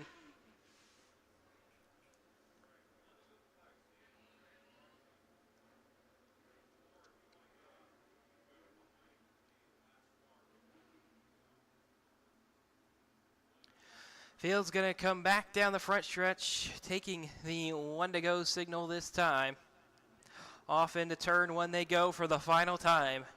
On a feature event, the pace car takes a hard left-hand turn down into the infield, leaving control of the field up to Cole Tinsley and Tyler Lupton for the final time in 2024 on a feature event at Coles County Speedway. All right, fans, one last time in 2024. Let them hear you. Give them a wave. Let's go racing. Green flag is out on the K1 Race Gear Outlaw wing feature. Down to turn 1 goes Cole Tinsley to the inside of Tyler Lufton. Side by side off turn 2. They're 3 wide further back in the pack. Cole Tinsley still on the bottom. Sean Robbins with an issue. Going to collect a 24, and the caution's going to come out on lap number 1. Cameron Campbell nowhere to go there. Sean Robbins' car just went straight down there on turn number 3. And Cameron Campbell just would have not seen that coming at all. Tough break for that number 24 machine. So we'll try it again with a complete race restart, unless race control sends them single file. But since they did go back a lap, I do believe this will be a full race restart. Brian Martinelli's car headed off the racing surface. His night's done. An apparent engine issue. Smoke was pouring out of that one when he was parked down there in the infield.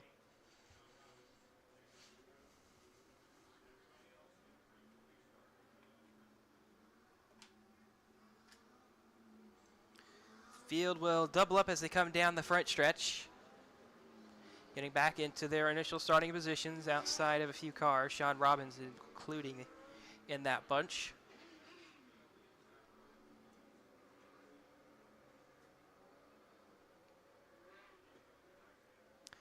Field will come back through turns 3 and 4. They'll collect the 1 to go signal. Cole Tinsley, Tyler Lufton, of course, the front row, as they've collected the 1 to go signal once again. Cameron Campbell, Brianna Worth would have been the original row 2. Row 2 now being made up of Chad Elliott. Had to go 2 rows back to find the new 3rd place starter. And for the final time in 2024, Cole Tinsley, Tyler Lufton could have come back to the start cone. Green flags waving on the K1 Race Gear Outlaw wing feature down into turn 1. Big advantage for Cole Tinsley down to 1. Trouble for a couple cars out in the back. No caution though, will stay green. 72 among them. Tyler Lufton gets pushed up way wide by the 65 of Chad Elliott. But everybody keeps it clean. We stay green to complete lap number 1. 19 more laps remaining. Tobias Midkiff almost gets hooked down into the infield. He'll keep his car pointed in the right direction. We'll stay green as well. A lot of contact throughout this field, especially down in the mid to tail pack of the field. Everybody's fighting for everything they have on the very last feature of 2024 here at Coles County Speedway. But out in front, I don't think anybody has anything for Cole Tinsley, as he is well out in front of this field. Tyler Lufton, Chad Elliott battling side by side for second. Trouble for Aiden Linegain off of turn number 4. He'll go around. Caution's going to come out. He was 6th at the time of him going for that spin. And he'll go all the way back to last. So a very tough break there for Aiden Linegain. He'll get his car turned around. And he will join back up in at the tail of the field with 16 laps to go here in the 2024 season at Coles County Speedway. Just 16 more laps for the K1 Race Gear Outlaw wing feature. 4 laps complete, 1 to go given. Cole Tinsley, Chad Elliott, Tyler left in the top 3 when they head back to green. Brianna Worth, Devin Feger, the top 5. Kale Goodwin, Chase Hyland, Billy Lieb, Cameron Campbell, Eric Erdman, the rest of the top 10. And once again, Cole Tinsley with control of the field as he heads for the restart cone up to the top of the track. That 61 machine heads, looking for the restart cone, takes the dive at it, waited on the gas. Green flags waving once again on the K1 Race Gear Outlaw wing feature into turn 1. The 65 of Chad Elliott took a good look to the inside, has no pace in that machine though. Billy Leavitt got stuck top of 3 as well. Tyler Lufton catching the berm down on the bottom. No harm, no foul. Brianna Worth making some contact back in the mid-pack with the 5. Not sure which car that number 5 is. Not showing a 5 on our scoring monitor. We'll figure that out as we head on through further in the night. 14 laps to go, coming to 13 to go. It's Cale Goodwin's car as the apparent left rear flat, it looks like. will roll to a stop up at top of turn number 2. Number 5, Chase Highland. Well, as the car made a little bit of contact with Brianna Worth.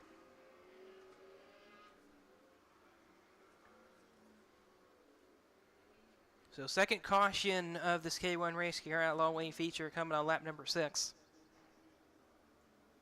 No cars out of this one except for Brian Martinelli, who was unable to complete a lap in his number 4X machine.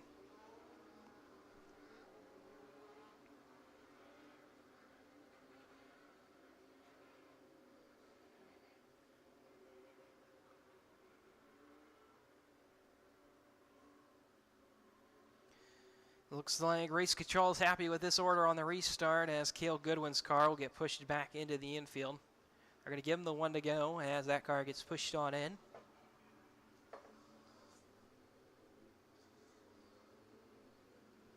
No, they won't give him 1 to go. Caution vehicle up at the top of the racetrack looking for debris.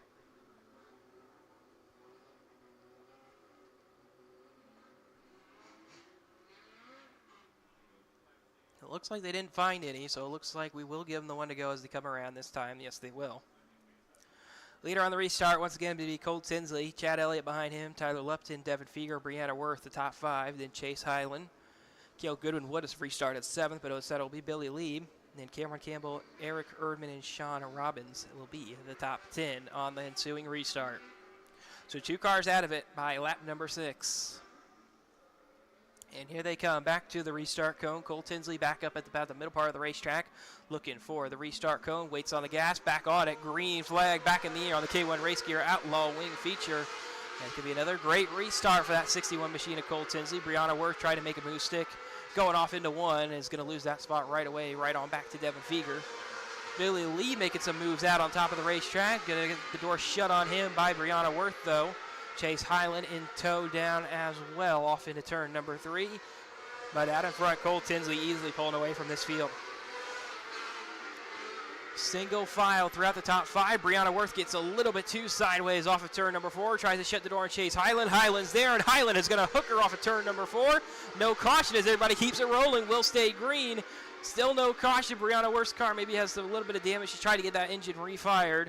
May have stalled, and the caution will finally come out. See what race control decides to do with this number 5 machine of Chase Highland. That was absolutely a hook if I've seen one. It's obviously not happy with getting the door shut on him by Brianna Worth. Brianna Worth going to let her frustrations known, I think, as she rolls on up here.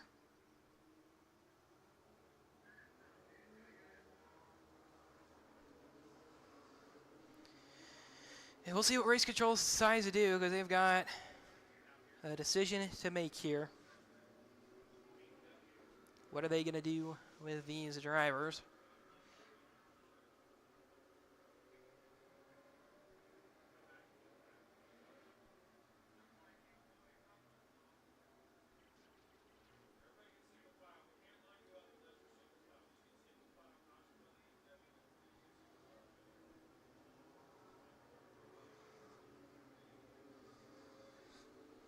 The field will get single file with 11 laps to go on this final feature of 2024.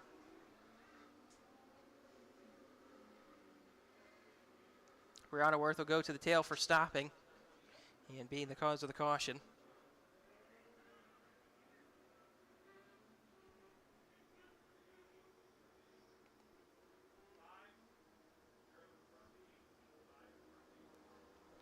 And I believe race control is going to be sending the 5 to the tail as well here.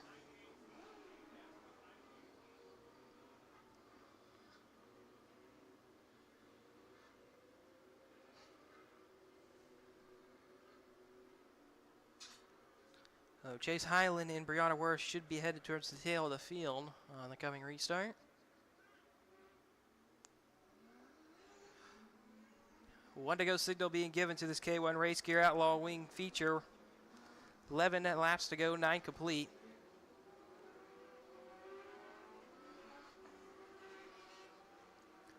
Once again, it'll be Cole Tinsley, Chad Elliott, Tyler Lufton, Devin Feger, Cameron Campbell, the new top 5 on this coming restart. Cole Tinsley brings the field back to the top of the racetrack. Does he hit the gas a little earlier this time? He's waiting. A little bit earlier than he normally is. Green flags back in the air on the K1 race gear. Outlaw wing feature down to turn 1. Cole Tinsley easily out in front. Billy Lieb looking to the inside of Cameron Campbell to try to break inside that top 5. Brianna Worth trying to work to the inside of Tobias Midkiff. She tries to charge back through the field. Billy Lee fading back in the pack now as he's trying to get that outside to work. Car's not really there. Devin Feger catching the cushion up at the top of the racetrack. Almost disaster for him as he tries to slide back down on the bottom. Holds on to the 4th spot for now. He's got Cameron Campbell on his outside as Cole Tinsley still leading the way. Chad Elliott and Tyler Lufton in tow. Tyler Lufton looking for 2nd on the inside, off into 1. Devin Feger on the outside of Chase Highland as they work off turn number 4 for the 5th spot. Got a pack of cars as they work their way back into turn 1. The majority of the field packed under a blanket as they head back into turn number 3. Chase Highland able to escape that pack. Devin Feger getting swallowed up in it. Billy Lieb, Cameron Campbell coming together up on the high side. 5 to go for Cole Tinsley. He rolls back into turn 1 with a 2.5 second advantage over Chad Elliott. Gonna have to get around these 2 lap traffic cars of Tobias Midkiff and Brianna Worth. Brianna Worth definitely has some damage after getting turned down there off of turn number 4. Cole Tinsley still gonna try to work his way through this lap traffic. Coming to 3 to go. He's got about a 3-second advantage. Tyler Lufton, Chad Elliott battling behind him, but he doesn't know that. Sparks now starting to fly out from underneath that number 65 of Chad Elliott. 2 to go this time for Cole Tinsley. Going around the outside of Tobias Midkiff, the lap traffic. Blue flag was shown that last time by. Now he's got some clean air out in front of him. Back down to the bottom goes Cole Tinsley with the lead. White flag waving for Cole Tinsley off into 1 for one final time in 2024. Cole Tinsley rolling back into turns 3 and 4. Car looks good up there on the berm. Checkered flags flying. And Cole Tinsley taking the final feature win of 2024 here at Coles County Speedway at the Halloween Clash on night number 2, presented by Express Employment Professionals. Rest of the field coming on by cleanly. Chad Elliott 2nd, Tyler Lufton 3rd, Chase Highland 4th, Eric Erdman 5th, Aiden Linegain 6th, Billy Lieb 7th, Sean Robbins 8th, Devin Feger ends up 9th, Cameron Campbell 10th. Then be Gunnar Schroiner, Jordan Clary, Brianna Worth, Tobias Midkiff, and then Cale Goodwin and Brian Martinelli, the only non-2 finishers. So Cole Tinsley going to take the hard left-hand turn into victory lane for the first time here in 2024. And, of course, it'll be the last time in 2024 we'll see a car in victory lane here at Coles County Speedway. Kevin, you're going to be with our last feature winner of 2024.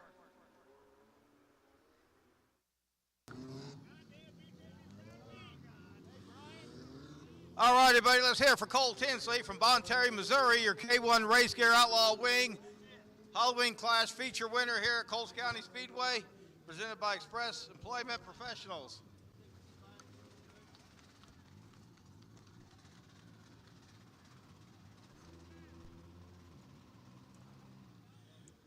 Cole, if you look right next to you, Brian Rick, track owner here, has a trophy to present to you. We also have your check here for $2,500 for winning the K1 Race Gear Outlaw Wing feature here at the Halloween Clash. Boy, I don't know what to say. They had absolutely nothing for you, bud. Yeah, the car was rolling for sure.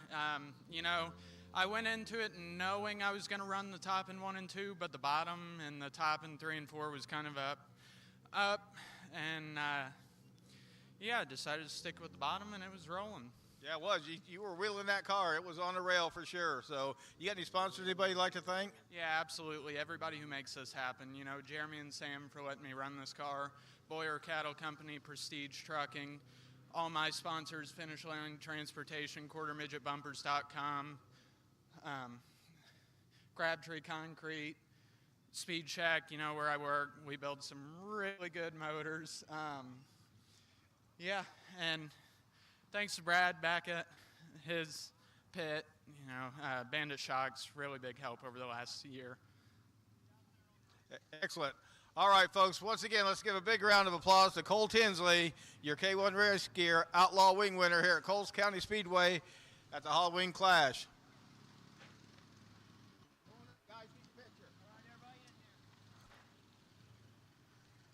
And that will just about do it for the racing action here in 2024 at Coles County Speedway. It's been an honor. It's been a great season for us here at Coles County. Of course, want to thank all the track workers, volunteers, everybody who made this racing possible, including all the track sponsors, once again including Hanning Racing Components, Kimstring Race Fuels, RS12 Motorsports, Parton Transportation, High Caliber Graphics, Dirt 2 Media, King Chassis, Hyper Racing, K1 Race Gear, Vision 1 Composites, Patriot Landscaping, Strong Elevator, Strong Bookkeeping Solutions, Napa Know-How of Mattoon, Neoga, and Effingham, Duncan Windows, Burrow Max, Cleveland Grain Systems, Casey Summers, and Express Employment Professionals.